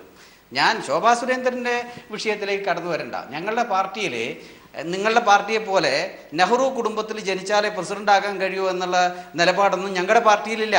ഞങ്ങളുടെ പാർട്ടിയിൽ അഖിലേന്ത്യാ തലത്തിൽ 3 വർഷം കൂടുമ്പോൾ സംഘടനാ തെരഞ്ഞെടുപ്പ് നടത്തി പ്രസിഡന്റ് ആകുന്ന രാഷ്ട്രീയ കക്ഷിയാണ്. ഞങ്ങളുടെ നിരവധിയായിട്ടുള്ള നേതാക്കന്മാർ പ്രസിഡന്റ് ആയിട്ടുണ്ട്. ഇന്ന് ഈ അടൽ ബിഹാരി വാജ്പേയി മുതൽ ഇന്ന് അമിത്ഷാ വരെയുള്ള നിരവധിയായ ആളുകൾ തെരഞ്ഞെടുപ്പിലൂടെയാണ് സംഘടനാ പ്രവർത്തനം നടത്തിയിട്ട് അഖിലേന്ത്യാ അധ്യക്ഷ പദവിയിൽ വന്നിട്ടുള്ളത്. രാജ്മോഹൻ ഉണ്ണിത്താന്റെ പാർട്ടിയെ പോലെ നെഹ്റു കുടുംബത്തിൽ ജനിച്ചാലേ ആ പാർട്ടിയുടെ അധ്യക്ഷ പദവിയിലോ പ്രധാനമന്ത്രി പദത്തിലേക്കോ വരാൻ സാധിക്കോ എന്നുള്ള നിലപാടൊന്നുമില്ല. അല്ല സുരേന്ദ്ര, ഈ കുമ്മനം രാജശേഖരനെ ഏത് റിട്ടേണിംഗ് ഓഫീസറുടെ കാർമ്മികത്വത്തിൽ നടന്ന തെരഞ്ഞെടുപ്പിലാണ് കേരളത്തിലെ പ്രസിഡന്റായി തെരഞ്ഞെടുത്തത്? കുമ്മനം രാജശേഖരനെ കേരളത്തിലെ 14 ജില്ലയിൽ തെരഞ്ഞെടുപ്പ് നടന്ന 14 ജില്ലാ പ്രസിഡന്റുമാർ വന്ന് കുമ്മനം രാജശേഖരനെ ഏത് തെരഞ്ഞെടുപ്പിലൂടെയാണ് കേരളത്തിലെ പ്രസിഡന്റാക്കിയത്? നമ്പർ 1, അമിത്ഷായെ തെരഞ്ഞെടുപ്പിലൂടെ പ്രസിഡന്റാക്കിയെന്ന് പറഞ്ഞ് ഏത് തെരഞ്ഞെടുപ്പിലൂടെയാണ് അമിത്ഷായെ രണ്ട് കാര്യങ്ങളാണ്. ഒന്ന്, എന്ത് കാര്യത്തിലും ജാതിയും മതവും പറയുന്ന ഈ BJP ജനങ്ങൾ കൂടുതൽ അറിയണം. ഒരു ദൃശ്യമാധ്യമം മുതൽ ഇത്തരക്കാരെ പ്രോത്സാഹിപ്പിക്കാതിരിക്കാനും ഇത്തരക്കാർക്ക് അവസരം കൊടുക്കാതിരിക്കാനും ദയവ് ശ്രമിക്കണം. ഇങ്ങനെ ജാതി മതവും പറയാണ്, അതൊരു സാമൂഹ്യ ദുരന്തമാണ്. ഒന്ന്. രണ്ടാമത്, കോൺഗ്രസിൻ്റെ പ്രശ്നം ഇപ്പോൾ കരുണാകരൻ്റെ കാലം മുതൽ, ഇപ്പോൾ ഏക്കൻ്റെ കാര്യം പറഞ്ഞല്ലോ, കോൺഗ്രസിൻ്റെ കൂടെ നിൽക്കുന്നവനെ പോലും പിറകിൽ നിന്ന് കുത്താൻ കഴിയും വിധമുള്ള ജീർണിച്ച ഏതൊരാളെയാണ് വിശ്വസിക്കേണ്ടത് എന്ന വിധം അറിയാത്ത വിധം ഇപ്പോൾ ഒരുപാട് ഞാനതിൻ്റെ ഒരുപാട് വിശദാംശങ്ങളിൽ പോകുന്നത് തൃശ്ശൂരിൽ നടന്ന കൊലപാതക പരമ്പരയിലേക്ക് വരെ എത്തി നിൽക്കുന്ന കോൺഗ്രസിൻ്റെ ഗ്രൂപ്പ്, ഇതൊന്നും പുതിയ കഥയല്ല എന്ന് ശ്രീ രാജ്മോഹൻ ഉണ്ണിത്താൻ പറയുമ്പോഴും ഞാൻ ശ്രീ രാജ്മോഹൻ ഉണ്ണിത്താനോട് ചോദിക്കുന്നു, കോൺഗ്രസ് ഏത് ദിശയിലേക്കാണ് പോകുന്നത്? രാഷ്ട്രീയമായി ദുർബലപ്പെടുന്നു എന്നത് മാത്രമല്ല, അത് നികൃഷ്ടമായ വഴികളിലൂടെ എന്തും ചെയ്യും വിധം. സാർ നേരത്തെ പറഞ്ഞതുപോലെ കോൺഗ്രസിൻ്റെ ചരിത്രം എന്നാൽ ഗ്രൂപ്പുകളുടെ ചരിത്രമാണ്. ഗ്രൂപ്പുകളുടെ ചരിത്രം എന്നാൽ അത് ഏറ്റവും മോശപ്പെട്ട പ്രവണതകളുടെയും ചരിത്രമാണ്. ഇപ്പോൾ ചാരക്കേസെടുക്ക്, ഓരോന്നോരോന്നായിട്ട് എടുക്കുക. അധികാരത്തിന് വേണ്ടി, കോൺഗ്രസിൻ്റെ അധികാര രാഷ്ട്രീയം പിടിക്കുന്നതിന് വേണ്ടി എന്തും ചെയ്യും വിധം കാര്യങ്ങൾ പോകുന്നു. സമയപരിമിതി കൊണ്ട് ഞാൻ ഇടപെടുകയാണ്. ശ്രീ ഉണ്ണിത്താൻ, അവസാനമായി ഒറ്റ വാക്കിൽ, ഉമ്മൻചാണ്ടി ഇനി ഇങ്ങനെ നിലപാട് തുടർന്നാൽ എന്തായിരിക്കും പറയാനുള്ളത്? എന്തായിരിക്കും കോൺഗ്രസ് പാർട്ടി ഒരിക്കലും കൊലപാതക രാഷ്ട്രീയത്തിന് നേതൃത്വം കൊടുക്കാറില്ല. ഞങ്ങള് തൃശ്ശൂർ നടന്ന കൊലപാതകത്തിൽ ആ കൊലപാതകത്തിൽ ഇരയായവർക്ക് കൊണ്ട് ലക്ഷക്കണക്കിന് രൂപ പാർട്ടി പിരിച്ചു കൊണ്ടുപോയി കൊടുത്തു. പക്ഷേ പ്രത്യയശാസ്ത്രപരമായ നയവധേയനങ്ങൾ ചൂണ്ടിക്കാണിച്ചതിന് ചന്ദ്രശേഖരനെ കൊന്നപോലെ ഞങ്ങളാരെയും കൊന്നിട്ടില്ല. ഞാനിവിടെ പറഞ്ഞത് കോൺഗ്രസിന്റെ പുനഃസംഘടന ഗുണപരമായ ഒരു മാറ്റം കേരളത്തിലെ കോൺഗ്രസിന് ഉണ്ടാക്കാൻ പോകുന്നു. വളരെ നല്ല പ്രവർത്തനം. കാരണം 14 ജില്ലയിലും ഇത്തരം ഒരു നിയമനം നടത്താൻ ഉമ്മൻചാണ്ടിക്ക് മനസ്സിലാക്കി കൊടുക്കും. ഉമ്മൻചാണ്ടിക്ക് ആരും മനസ്സിലാക്കി കൊടുക്കേണ്ട കാര്യം. ഉമ്മൻചാണ്ടി യാഥാർത്ഥ്യ ബോധങ്ങൾ ഉൾക്കൊള്ളുന്ന ഒരു നേതാവാണ്. അദ്ദേഹത്തിന് ഒരിക്കലും 2 നേതാക്കന്മാരാണ് കോൺഗ്രസിൽ ദേശീയ രാഷ്ട്രീയത്തിൽ താല്പര്യമില്ലാത്തത്. ഒന്ന് ശ്രീ കെ കരുണാകരനും പിന്നൊന്ന് ശ്രീ ഉമ്മൻചാണ്ടിയും. കരുണാകരനെ എത്രയോ പ്രാവശ്യം ദേശീയ രാഷ്ട്രീയത്തിൽ കൊണ്ടുപോകാൻ പോയി, അദ്ദേഹം പോയില്ല എന്ന് പറഞ്ഞ പോലെ ഉമ്മൻചാണ്ടിക്കും കേരള രാഷ്ട്രീയത്തിലാണ് ഇവിടെ നിൽക്കാൻ സ്പേസ് ഉണ്ട്. KSUവിന്റെ സംഘടനാ തെരഞ്ഞെടുപ്പ് നടക്കുകയാണ് വരും ദിവസങ്ങളിൽ. എന്താകും അവസ്ഥ? സമയപരിമിതി ഉള്ളതുകൊണ്ടാണ്. വളരെ നന്ദി ശ്രീ രാജ്മോഹൻ ഉണ്ണിത്താനും തന്നെ ശ്രീ റഹീം, ശ്രീ ജേക്കബ് ജോർജ്, ശ്രീ സുരേന്ദ്രൻ ഈ അവസരത്തിൽ ചർച്ചയിൽ പങ്കുചേർന്ന് സംസാരിച്ചു.